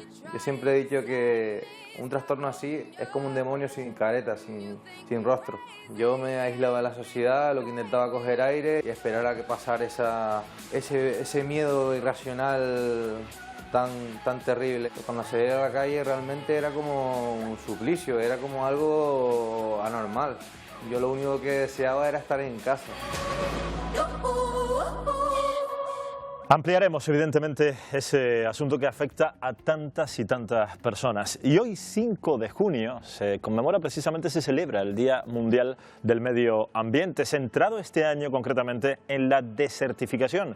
Un problema que afecta a buena parte del planeta, centrado también este año, por cierto, en los jóvenes en particular. Adrián Cordero, cuéntanos. Generación Restauración, Iván, esa generación de gente joven que es la responsable, que va a ser la responsable en el futuro de arreglar el desaguisado que hemos hecho los que ya tenemos unos poquitos más de años. Bueno, yo quiero seguir sintiéndome joven, pero sí que es verdad que está puesto el foco mucho pues en esa gente que, por ejemplo, hoy se está presentando a la EBAU, esa gente que tendrá la responsabilidad de alguna manera de revertir en parte el daño que en las últimas décadas, por qué no decirlo, le hemos hecho al medio ambiente. Ese es el eslogan de este año, como decíamos, Generación Restauración, en una jornada, en una edición de este Día Mundial del Medio Ambiente que está centrada sobre todo en esa lucha contra la desertificación. Y por ello en Gran Canaria se están llevando a cabo, en Las Palmas de Gran Canaria concretamente, muchas actividades, muchos talleres, y hasta allí quiero volver a esta hora en directo con Eli Rodríguez para que nos cuente más cosas. Buenas tardes de nuevo, Adrián. Pues sí, aquí seguimos otra vez con las manos en la tierra y muy bien rodeada esta Generación Restauración. Aquí estoy con Silvia, con Víctor, que estamos plantando, por ejemplo, aquí tomillo. Chicos, ¿este taller de qué va? Va de hierbas aromáticas, de cómo podemos aprovechar cada uno de sus beneficios, sus usos en la cocina, en la estética y también las acciones medicinales que puede tener, los usos medicinales. Y aquí tenemos diferentes plantas, como puedes ver. ¿Cuáles tenemos por aquí? ¿Qué plantitas tenemos? Tenemos tomillo, tenemos manzanilla silvestre, albahaca y por la otra esquina también tenemos romero. Porque este taller realmente no va enfocado solo a niños, sino que va enfocado a personas de todas las edades, ¿no? Claro, esto es para cualquiera que necesite tener una planta en casa, que es mucho mejor que comprarla por ahí, la recoges directamente de la planta y la puedes utilizar directamente en tu cocina. Y aquí por todos los talleres han pasado personas de todas las edades, niños, mayores, todo el mundo. De entre los 12 y los 80. ¿Y han disfrutado aquí toda la tarde con ustedes? Hombre, todo el día llevamos aquí. Chicas, ¿ustedes qué plantitas llevan ahora mismo aquí en la mano? Ahora mismo me llevo el tomillo y estoy esperando por la albahaca, que está preciosa, así que me llevo el tomillo y disfrutarlo. ¿Para cocinar en casa? Total. Total, sí, porque todo esto se puede cocinar Claro. y la verdad que es un orgullo decir, la he creado yo en casa. Porque también es importante poner un granito cada uno, ¿no? Un granito de arena. Eso, claro, Eli. es que es importante que tú lo has puesto y después se lo a tus nietos, a tus hijos y les dices, y eso es importantísimo porque es seguir con lo natural. Claro, Dime, Eli. dime, Adrián. Sí, mira, claro, es que te iba a decir eso, ¿no? Qué importante es que cada uno de nosotros, de hecho, muchas veces hablamos de ese granito de arena, ¿no? Eso que podemos hacer nosotros mismos. ¿Tú vas a poner tu granito de arena y te vas a llevar también alguna plantita para tu casa? Hombre, claro, yo seguro me llevaré la albahaca y yo creo que un tomillo también caerá, porque yo soy muy de plantas y yo estas plantitas las pondré luego en mi cocina y las usaré para todas mis comidas. Fantástico, Eli. Pues muchísimas gracias. La verdad que, bueno, una iniciativa fantástica. Y es que esto es así, es que todos podemos hacer cosas, ¿eh? No solo... ¿Saben qué pasa? Que muchas veces pensamos, bueno, las administraciones públicas son culpables de esto o las empresas son culpables de lo otro.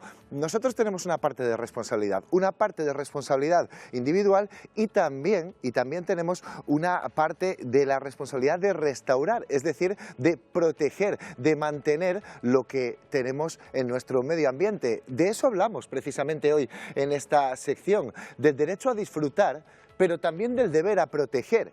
Porque a veces siempre miramos para afuera, pero nosotros tenemos obligaciones, unas obligaciones que, por cierto, están recogidas incluso en la Constitución. Y vamos a hablar de todo ello, como siempre que hablamos de educación ambiental, y en esta ocasión además nos cuadra muy bien la fecha porque es miércoles, es nuestro Día de Educación Ambiental y es el Día Mundial del Medio Ambiente. José Carlos Herrero, buenas tardes. Buenas tardes, Adrián.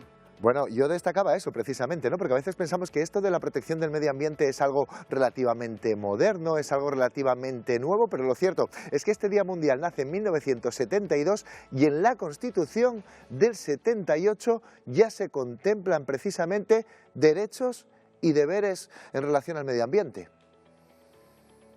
Sí, 46 años en el que la ciudadanía y la administración tienen un serio compromiso con el medio ambiente en cuanto a obligaciones y deberes. Como tú bien dices, yo recalco el tema de los deberes porque somos muchos de reclamar derechos y poco deberes.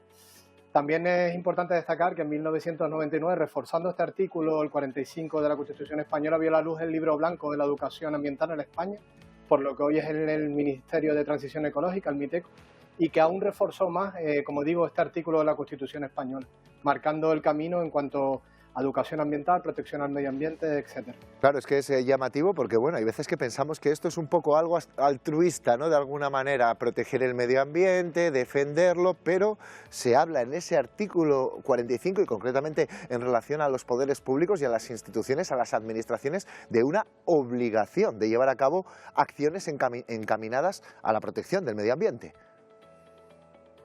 Exacto, Adrián. Los poderes públicos tienen la obligación, en el artículo 45.2, resumimos así un poquito lo que dice, tienen la obligación de velar por la utilización racional de los recursos naturales, la tan ansiada sostenibilidad de que tanto hablamos, con el fin de proteger y mejorar la calidad y defender, restaurar el medio ambiente, con el apoyo incondicional e indispensable de los colectivos, de la ciudadanía.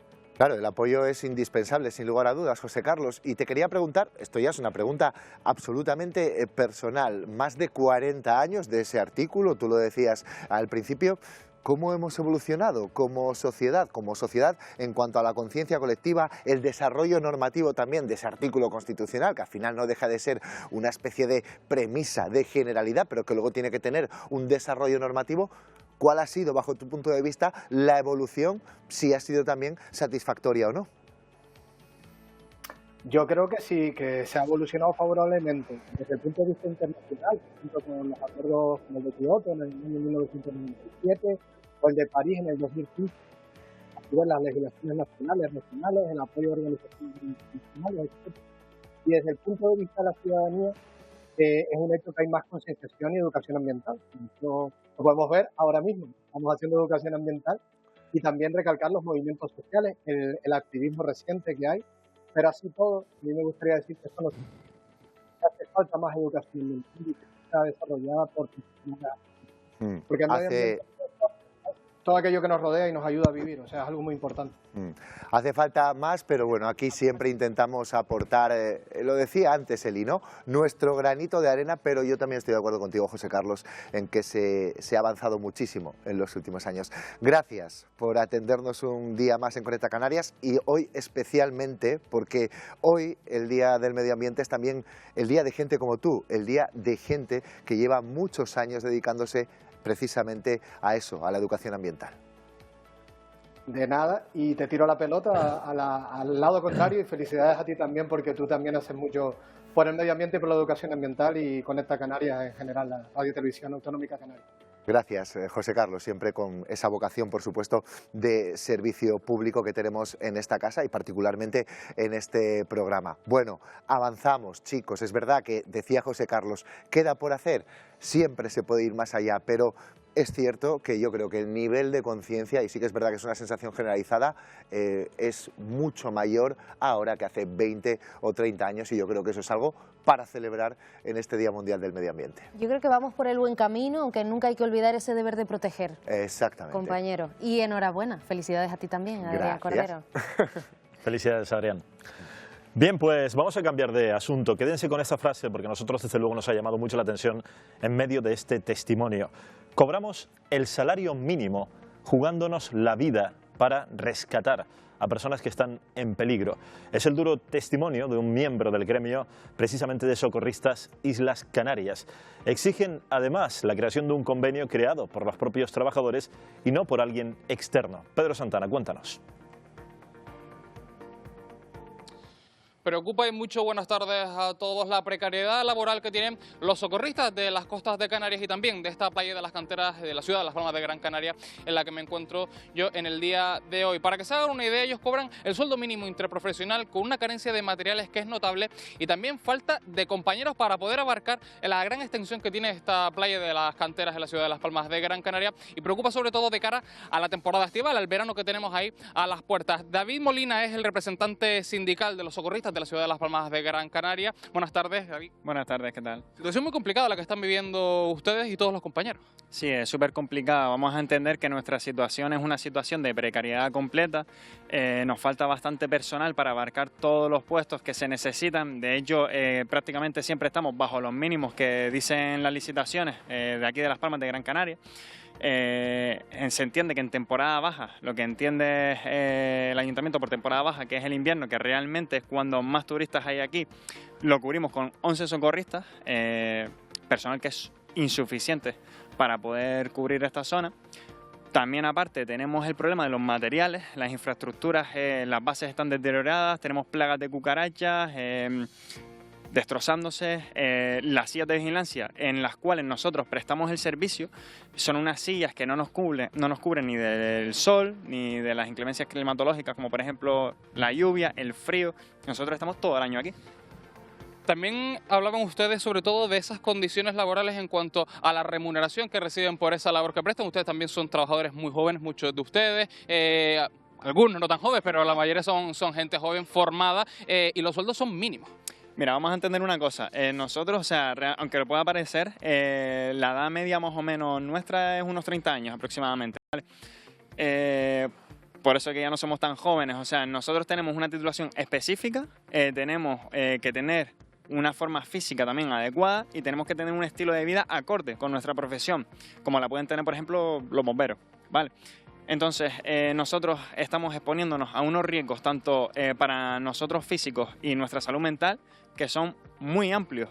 Y todo esto al final por el salario mínimo que son 1.000 euros. Tenemos compañeros, ¿vale? Entre ellos yo, por ejemplo, que no llegamos a fin de mes, aun estando pluriempleados, estando como está la situación en Canarias con el tema de las viviendas, los alquileres, es inviable. O sea, o compartimos piso y aún así no llegamos a fin de mes, o vivimos con nuestros padres y tampoco, porque con 35 años o 40 años que tienen compañeros viviendo con los padres, se hace complicado. Y no solamente es eso, sino que tenemos compañeros que tienen que ir a pedir comida a Cáritas, a los bancos de alimentos, porque es que no llegan a fin de mes. O sea, es una situación que no podemos más ya. Situación límite, David, muchísimas gracias a la que están viviendo los socorristas de esta ciudad de Las Palmas de Gran Canaria y también los socorristas de este territorio, sobre todo de cara a lo que les decíamos, a esa temporada estival que está muy cerca y que se podría estar poniendo en juego la vida de los bañistas que disfrutan de las playas de Canarias. Una situación muy preocupante, gracias Pedro, desde las canteras. Una situación preocupante, eso sí, que llevan años pidiendo esa regulación de su trabajo, de sus condiciones laborales. Nosotros nos hemos puesto en contacto con Cruz Roja porque desde el Ayuntamiento de Las Palmas de Gran Canaria nos comentan que el empleador es efectivamente Cruz Roja y Cruz Roja no han querido hacer declaraciones al respecto. Bueno, pero también lo que se dice es que sin tantos socorristas, porque faltan socorristas en Canarias, al menos es lo que denuncia la plataforma Canarias 1500 kilómetros de costa. Y de hecho dicen que faltan miles. ¿Y qué pasa cuando faltan socorristas? Que no hay suficiente seguridad en las playas. Es lo que denuncia Chano Quintana, vean. En Canarias muere más gente por ahogamientos que por accidentes de tráfico. La plataforma Canarias 1500 kilómetros de costa cifró en 71 las muertes por ahogamiento el pasado año, frente a las 34 que se produjeron por accidentes de tráfico.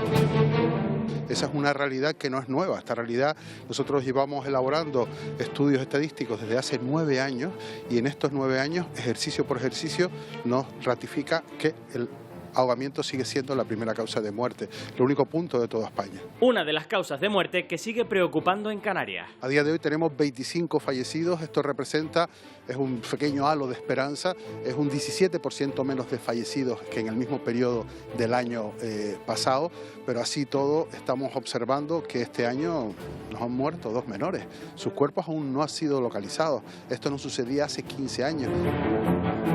Una situación que se ve directamente afectada por una posible huelga de socorristas en Canarias este verano, quienes exigen mejores condiciones laborales y mayor personal para ejercer de forma eficiente su trabajo. El factor tiempo es fundamental y ahí se marca evidentemente la diferencia entre que se produzca un ahogamiento y que el resultado no sea de mortalidad, sino sea un resultado pues de herido leve o moderado. La labor de socorristas es fundamental. Un panorama que lleva a cuestionarse, ¿hay falta de socorristas en las islas? A día de hoy faltarían por contratar en Canarias alrededor entre 1.000 y 1.500 socorristas más que a día de hoy no están pues en ningún punto de la costa. La labor del colectivo de socorristas resulta más fundamental que nunca para evitar las muertes por ahogamiento en las costas del archipiélago. Defensa total y absoluta del colectivo de guardavidas de socorristas. Yo espero que con el apoyo nuestro y sobre todo la responsabilidad de las autoridades autonómicas, locales, incluso nacionales, cambie esta tendencia y el socorrista deje de ser a día de hoy un pobre con sueldo. Entre 1.000 y 1.500 socorristas faltan en Canarias. Es increíble la cifra, ¿eh?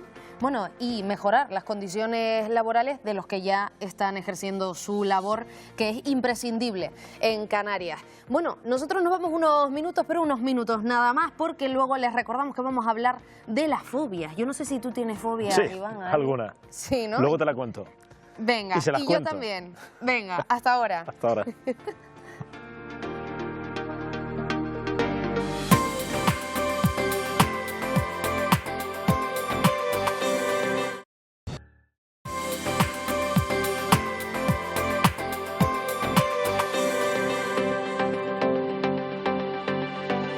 Bueno, y a esta hora de la tarde, quienes se han presentado a la EBAU precisamente en la jornada de hoy ya tienen los bolígrafos a buen recaudo para continuar mañana. En la Universidad de La Laguna precisamente se encuentra nuestra compañera Luz Martín. Cuéntanos, Luz.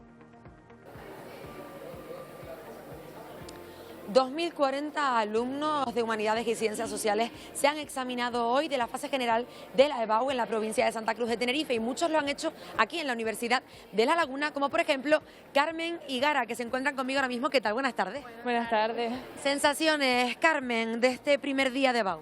Bueno, muchos nervios sobre todo al principio, pero ya después poco a poco se fueron yendo. Vimos que al final pues sigue siendo un examen más del curso y bueno, está la presión evidentemente, pero bueno, ya el día finalizó por fin, así que bueno, bastante bien.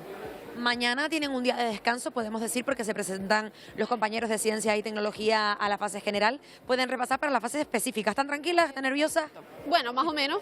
A ver, siempre queda algo ahí de nervios, pero creo que estudiándolo tranquilamente se puede llegar bien. ¿Salieron los exámenes hoy como pensaban? Sí. Vamos. ¿Quieren estudiar? A ver.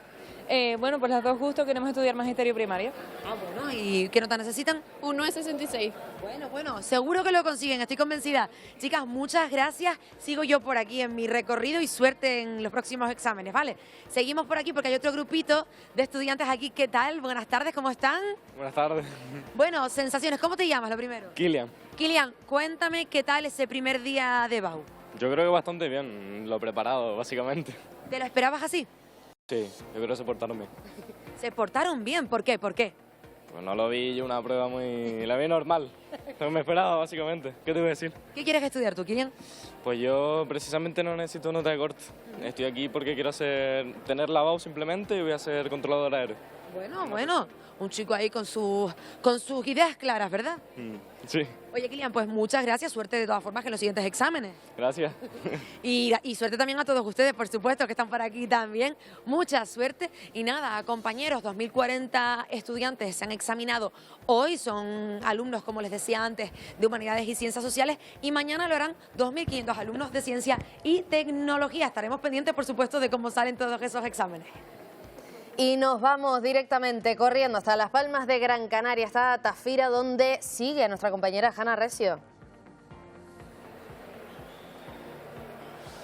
Pues nosotros, compañeros, estamos ahora mismo con algunos de los muchos jóvenes que hoy se han presentado esos primeros exámenes de la BAU. Muy buenas tardes, chicos. ¿Cómo han vivido el día de hoy? ¿Con muchos nervios? Sí, bastante, pero bueno, bien aliviada porque ya se acabó el primer día. Bueno, ¿y cómo han ido esos exámenes del primer día? Pues bastante bien, mejor de lo que me esperaba y con ganas de seguir para acabar ya.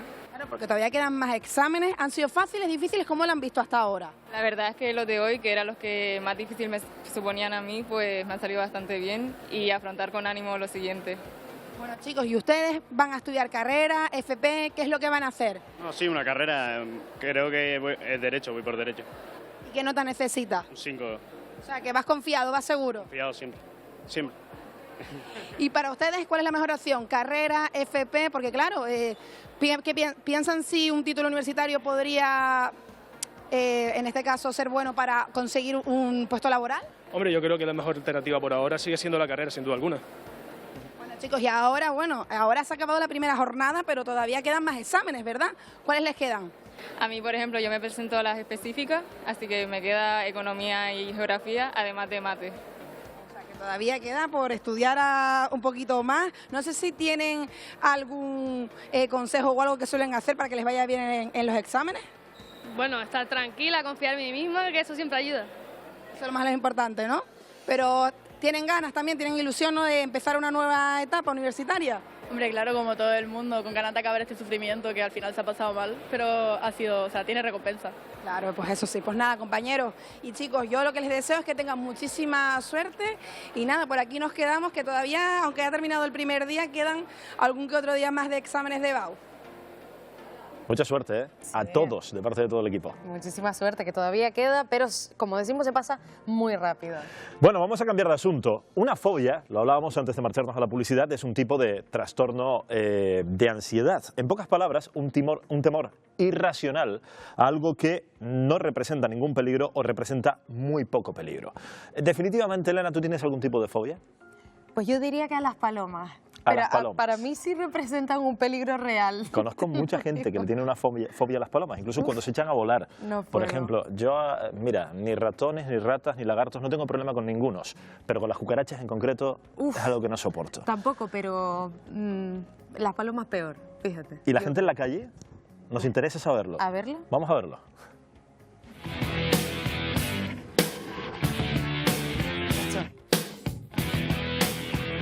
¿Fobias? No. Bueno, fobias yo creo que tenemos todos algunas. Sí, a las lagartijas. Tengo una hija que le tiene miedo a los ratones. Si me veo una rata o que se me acerque, se me corta la respiración, me mareo. Como si tuvieras ansiedad, como falta de respiración y tal. Miedo, angustia. Exactamente no sé el motivo de esa fobia, pero es mortal para mí. Sí, fobia, pero horrible. Y ustedes se preguntarán cómo se trata una fobia, cómo sabemos que tenemos una fobia. Nuestra compañera Mari Martín precisamente ha ido a hablar con un psiquiatra sobre este asunto. Vean. Pues hemos conocido el caso de Alberto y ahora vamos a hablar con su psiquiatra, que es Eduardo Vera, que ya nos recibe aquí en su consulta. Muchas gracias por atendernos nuevamente, Eduardo. Gracias a ustedes por venir. Oye, brevemente, explícanos en qué consiste una fobia y cómo se detecta, para entrar un poco en contexto. Una fobia, por definición, es un miedo irracional que surge habitualmente cuando se produce un trastorno ansioso, una crisis de ansiedad en un contexto determinado. Cuando tienes una crisis de ansiedad, tienes la sensación de que hay un peligro inminente que no puedes explicar racionalmente. La ansiedad es una forma de tener una reacción de lucha o huida ante un estímulo que asumes como peligroso. Cuando la ansiedad se produce de forma espontánea en un contexto determinado, por ejemplo un ascensor, el paciente acaba desarrollando una fobia. Vamos, si te parece, hablar en concreto de la agorafobia, de lo que padece Alberto, el trastorno que padece Alberto, y para ello vamos a cambiar de sala, estamos aquí en la consulta, porque es aquí donde le tratan. Entonces yo te pido que me acompañes y que empieces, si te parece, explicándonos pues qué es la agorafobia.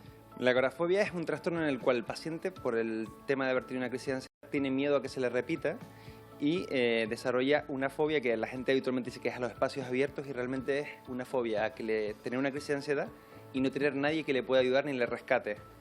Lo que hace el paciente habitualmente es evitar salir a la calle o tener situaciones en las que esté muy concurrida, por ejemplo un centro comercial, una guagua, un sitio donde si tuviera una crisis de ansiedad sería muy difícil que le ayudaran. Si te parece, aprovechando que estamos aquí, háblanos de esta máquina, porque hemos visto que es con la que tratan el caso de Alberto en concreto.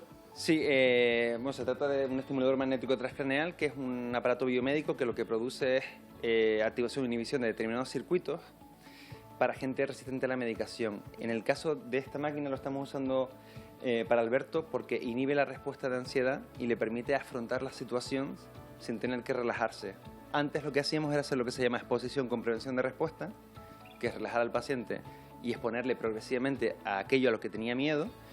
Y ahora esta máquina lo que hace es desactivar durante 2-3 horas ese circuito, con lo cual es más fácil afrontarlo. Tenemos un proyecto de investigación muy interesante con una empresa de software que se llama Bacata, que lo que está haciendo es hacer realidad virtual o realidad aumentada de lo que el paciente tiene fobia para aplicarle la estimulación mientras está teniendo ese estímulo adverso, por ejemplo, una plaza abierta o un sitio donde haya mucha gente concurrida en realidad virtual. Todavía se está investigando y es importante que se siga investigando sobre los trastornos mentales. Nos quedamos sin tiempo, Eduardo, muchísimas gracias por habernos atendido, pero oye, yo no quería dejar pasar la oportunidad de preguntarte, para que todos lo podamos entender un poquito mejor, ¿se puede decir que esta máquina te duerme los sentidos? ¿Podríamos definirlo así? Sería una forma de cambiar, digamos, la dirección del circuito, tanto sea en activación o en disminución. Muchos de los trastornos mentales se producen por alteraciones de la función de algunos de los circuitos, principalmente del sistema límbico, también de la corteza prefrontal. Entonces lo que estás haciendo es, pues durante un tiempo determinado, usar la neuroplasticidad para inhibir o activar el circuito y potenciar la mejoría de los trastornos, sobre todo en gente resistente a medicación. Pues lo dicho, muchísimas gracias, Eduardo, por habernos atendido, y nosotros pues seguiremos aprendiendo en Conecta Canarias sobre temas que preocupan como este, de los trastornos mentales. Desde luego que seguimos aprendiendo, la verdad que desconocía este tratamiento, pero es interesantísimo, ¿no? ¿Sí? Activar, desactivar en ese caso los circuitos del cerebro. Bueno, y Mari precisamente se refería a Alberto al iniciar ese directo, porque nosotros se lo hemos presentado al principio del programa. Es una persona que desde los 16 años padece agorafobia, que también lo explicaba su psiquiatra Eduardo. Vamos a conocerlo un poquito más.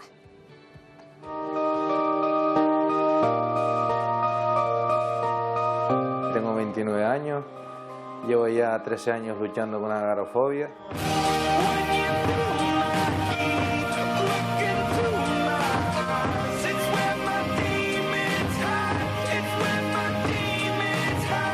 No sabía realmente lo que me estaba pasando. Estaba con mi madre en un restaurante, fue así, y me empecé a sentir raro, empecé a sentir sudor en las manos, sensación de que aquello que estaba viviendo no era real, no sabía realmente lo que me estaba pasando.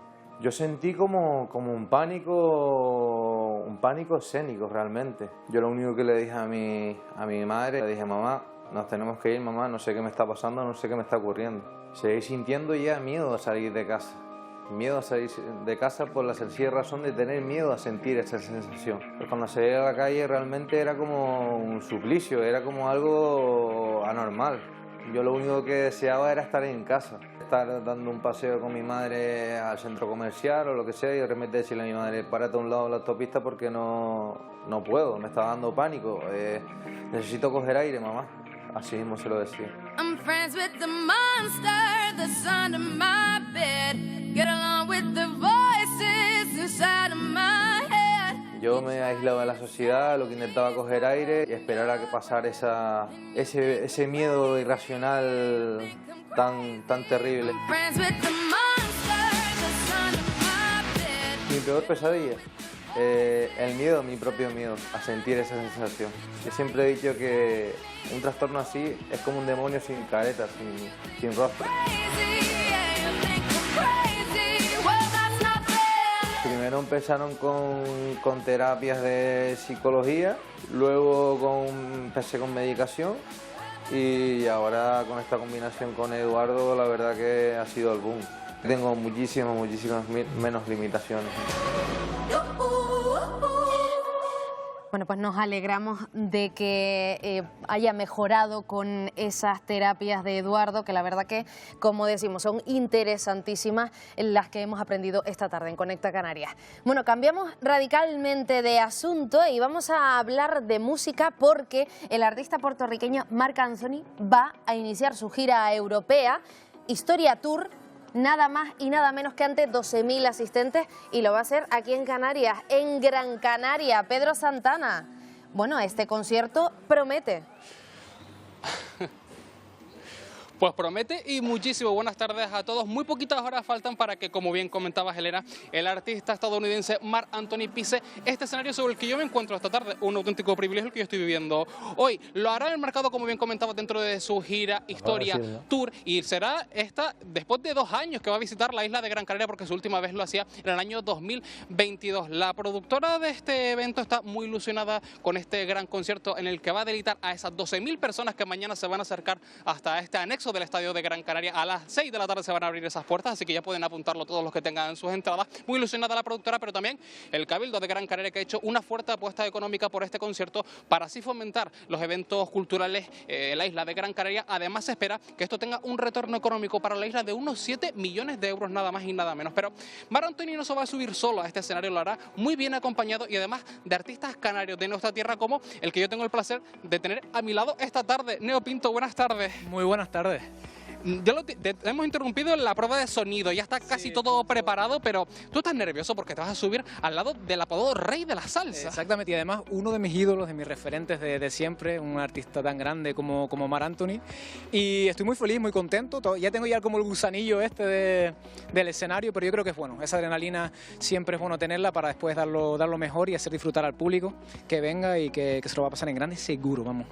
Además estábamos diciendo que esas puertas se van a abrir a partir de las 6 de la tarde. Se espera que tú empieces a actuar a las 7 menos cuarto y a partir de ahí va a haber muchísima música y mucho baile porque no vas a estar solo tú, también vas a tener acompañado a otros grupos y artistas. Lucrecia, por ejemplo. Lucrecia, Salserín, además que están probando sonido aquí, increíble como suenan, así que les recomiendo que vengan tempranito porque cuando abran las puertas, porque hay mucha música aparte de Marc Anthony y van a disfrutar y con muchas ganas ya de que llegue el directo.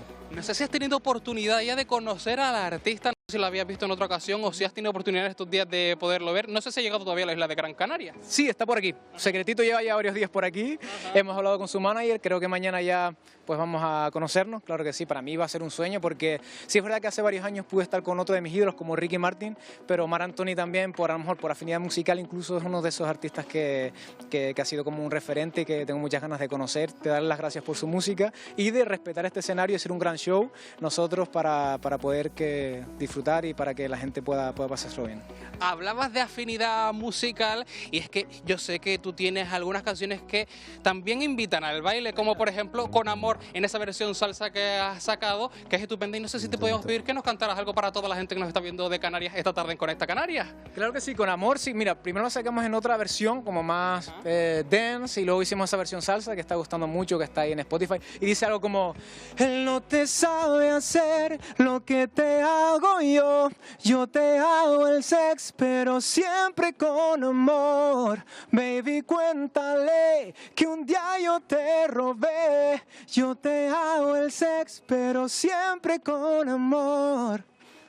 Qué maravilla, Neo. Muchas gracias, muchísimas gracias porque fantástico. Qué crack, Neo, ¿eh? Oye, Pedro, entre Neo Pinto y Marc Anthony, podríamos decir que el concierto valdrá la pena. Claro. Va a valer la pena muchísimo. La gente ha pagado las entradas por Marc Anthony, va a tener el regalo de Neo Pinto, de Lucrecia. Bueno, van a disfrutar auténticamente de este gran concierto mañana en la isla de Gran Canaria. Pedro, un saludo a ese artistazo al que le tenemos además muchísimo cariño, a Neo. Un abrazo. Pues sí, un abrazo muy grande. Y Marc Anthony, que no solo va a estar en Gran Canaria, también va a estar en la isla de Tenerife el sábado, en el Tenerife Music Festival, así que tendrán Marc Anthony para rato. Si no pueden en esta ocasión, podrán en la siguiente, seguro que lo van a disfrutar. Oye, yo desde hace rato te quiero preguntar algo. Es que tengo una curiosidad tremenda, pero no sé si hacerlo aquí, delante de todos ustedes. No pasa nada, no pasa nada. ¿Sí? Al oído. Venga. ¿Qué va? ¿Yo? ¿Qué va? ¿Qué va? ¿Qué va? Si yo duermo como un bebé, roncar yo. ¿Qué? Uy, lo he dicho en voz alta, perdona. No, pero fíjate, es que nosotros hemos querido salir a la calle para ver si la gente roncaba o no. Y bueno, te lo quería preguntar. Bueno, corramos, Elena, un tupido velo. Venga. Y vamos a verlo. Eso me dice mi nietita, que yo ronco, pero yo le digo que yo no me oigo. Ronco, no sé si mucho o poco, pero sí. Sí, la verdad es que sí, lo reconozco. Me despierto yo mismo muchas veces. Si tomo una copita de más, pues sí. Sí, tomo un vinito, pero yo creo que los que fuman y esas cosas. Yo ya llevo 24 años sin fumar, o sea que... ¿Se han quejado alguna vez de sus ronquidos? Mi esposa. Algunas se han acostumbrado, otras han tenido que salir de la habitación. Me tomo una pastillita y me duermo y ya no me entero. Bueno, pues hablamos de este tema que tantos sueños, desde luego, arrebata con el otorrinolaringólogo Rafael Casañas. Señor Casañas, buenas tardes y muchísimas gracias por atendernos. Hola, buenas tardes. Primero que nada, tenemos entendido que son muchos motivos por los que una persona puede llegar a roncar. Sí, las razones son muchas, pero en todas en base son una. El ronquido se produce por una obstrucción a la respiración, desde el punto en el que entra el aire por la nariz hasta la tráquea. Ese tubo se obstruye, se cierra en algún sitio y eso genera que empecemos a hacer un sobreesfuerzo, que es el que genera la sensación de ronquido. ¿El ronquido, roncar, es normal? ¿En qué punto tenemos que acudir al médico para tratarnos, en este caso al otorrino? Bueno, roncar no es normal, lo habitual es no roncar. Roncar significa un problema si en dos situaciones el propio paciente ya no descansa bien por su propio ronquido, como antes decía un señor que estaba en la calle que se despertaba de su propio ronquido, ese señor ya no descansa bien, o que nosotros descansemos de maravilla pero estemos molestando a los de alrededor. Eso es un problema también. Señor Casañas, yo he escuchado en alguna ocasión, seguro que mucha gente en casa se puede sentir identificada con la que le voy a comentar, de personas que nos dicen, oye, mi marido no ronca concretamente, pero sí tiene durante la noche una respiración muy intensa, que llega a escucharse sin producirse ese ronquido.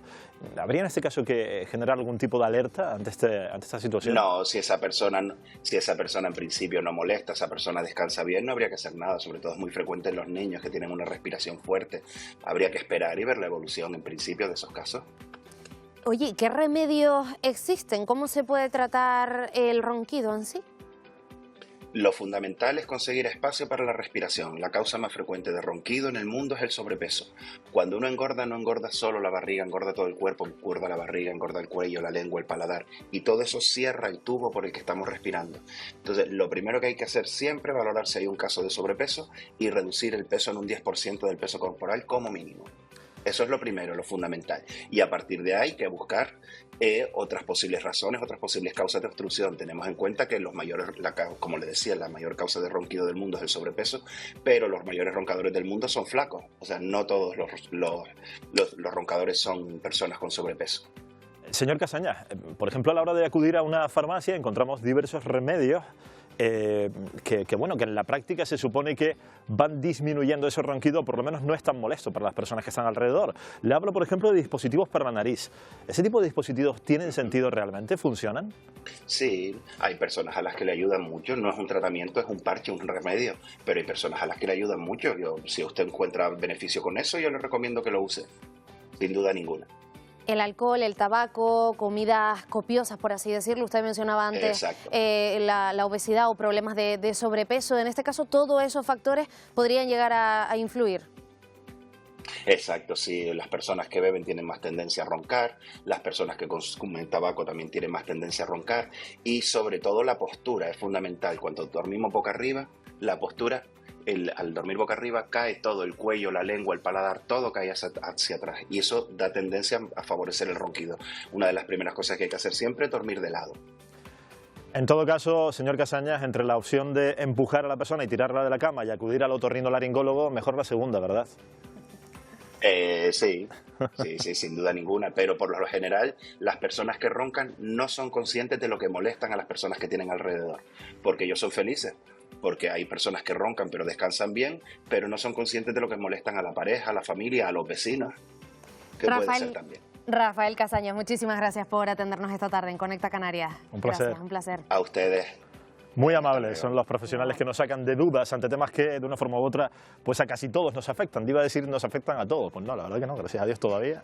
Bueno, Adrián Cordero, parece ser que vamos a tener que sacar, eso sí, el paraguas muy pronto del armario, porque ya lo decías anteriormente, un junio muy llamativo, muy singular. A mí sí me afecta, por cierto. Yo el ronquido. Sí ronco un poquito. Oye, y en lugares de más humedad, por ejemplo, a mí me cuesta más respirar un poquito. No sé si eso tiene que ver, la verdad. Deberíamos habérselo preguntado al doctor. Yo, experto en ronquidos no soy, no llego a despertarme a mí mismo, por lo tanto, para tanto no es. Pero si alguien duerme cerca dice, ¿cómo roncas, eh? Te estás vendiendo muy bien, ¿eh? Ya, soy maravilloso, ya. No sé bailar. Ayer que dije, soy impuntual y hoy que ronco. Esto no hace más que mejorar. Ahora, el tiempo se lo cuentas como nadie. Pero es que fíjate que no está muy valorado eso. Yo quedo con nadie y digo, pero yo te digo el tiempo que voy a hacer mañana y dices, bueno, ya tengo aquí la aplicación. Tampoco, pero yo lo cuento distinto. O eso creo, porque no creo que la aplicación, por ejemplo, tenga el armario. Tú eres más detallista. Hombre, claro. Y a ver en qué aplicación de estas dos grandes marcas que hay tienen un armario. Y tienen esto para contar, por ejemplo, las temperaturas que vamos a tener mañana. ¿Qué es? Pues ninguna, yo no conozco ninguna, claro. Por ejemplo, mañana, ¿qué nos ponemos? ¿La chaqueta gorda o la manguita corta? Bueno, pues la manguita corta, porque aunque tenemos ese cambio de tiempo que mañana se empieza a notar, no se va a notar en cuanto a las temperaturas, ¿vale? Esa borrasca que venimos anunciando no trae frío, no trae bajas temperaturas. Sí que es verdad que venimos de una situación en la que ya las temperaturas están ligeramente por debajo de lo normal, pero ni mucho menos vamos a hablar de bajas temperaturas. ¿De qué hablamos? De 24 o 26 grados, que tampoco son elevadas para la época del año en la que nos encontramos. De hecho, hace ya bastante tiempo que no alcanzamos los 30 grados en Canarias, lo cual en pleno mes de junio, pues desde luego no es lo más habitual. ¿Qué es lo que sí que nos trae ese pequeño cambio de tiempo? Algo de lluvia. Y la oportunidad definitiva antes del mes de septiembre de que Elena estrene su paraguas. De momento mañana, fíjense, vamos a poner ya a funcionar ese recorrido. Mira, ya recorremos más, ¿eh? Hombre, ya llego casi a la mitad. Y yo confío en que el armario del viernes lleguemos ya como a esta zona, ¿vale? A los 5 o 10 litros por metro cuadrado. De momento mañana nos quedamos en 2-5 litros por metro cuadrado, sobre todo por la tarde, ¿vale? Por la tarde es cuando empieza a acercarse esa baja. Decíamos estos últimos días, es una dana, pero es que realmente la dana es cuando esa borrasca no tiene ningún tipo de reflejo en superficie, cerca de la superficie, sino que solo está en altura, pero sí que tiene un cierto reflejo y por lo tanto podemos hablar más técnicamente de borrasca. Dejará algo de lluvia cuando se acerque, como digo, sobre todo en la vertiente oriental de la isla de La Palma, de Tenerife y en menor medida mañana de Gran Canaria, ¿vale? En el resto de las zonas, en principio seguiremos con un tiempo muy parecido al de hoy. Y otra cosa que se nota en este tipo de situaciones es que el viento, antes de que llegue la borrasca, se nos para.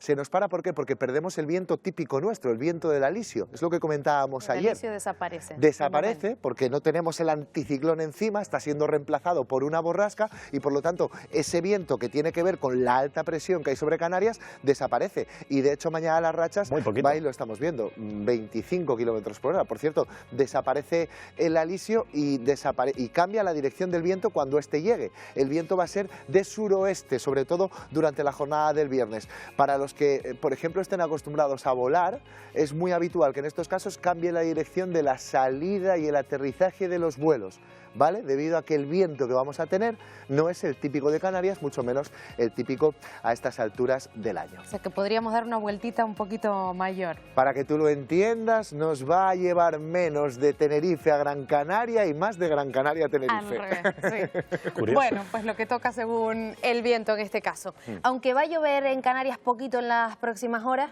no podemos decir lo mismo, hablar lo mismo de otras partes del planeta, porque hoy va de agua la cosa. Hoy va de agua y tenemos agua para aburrir, tenemos agua para rato en muchas partes del mundo y empezamos a recorrerlo ya en nuestra particular vuelta al mundo, valga la redundancia, y la primera gran riada que nos lleva desde Argelia, es decir, no estamos muy lejos de aquí. Las autoridades, las informaciones, mejor dicho, hablan de decenas de heridos por estas inundaciones. De momento no tenemos constancia de muertos, pero sí de heridos.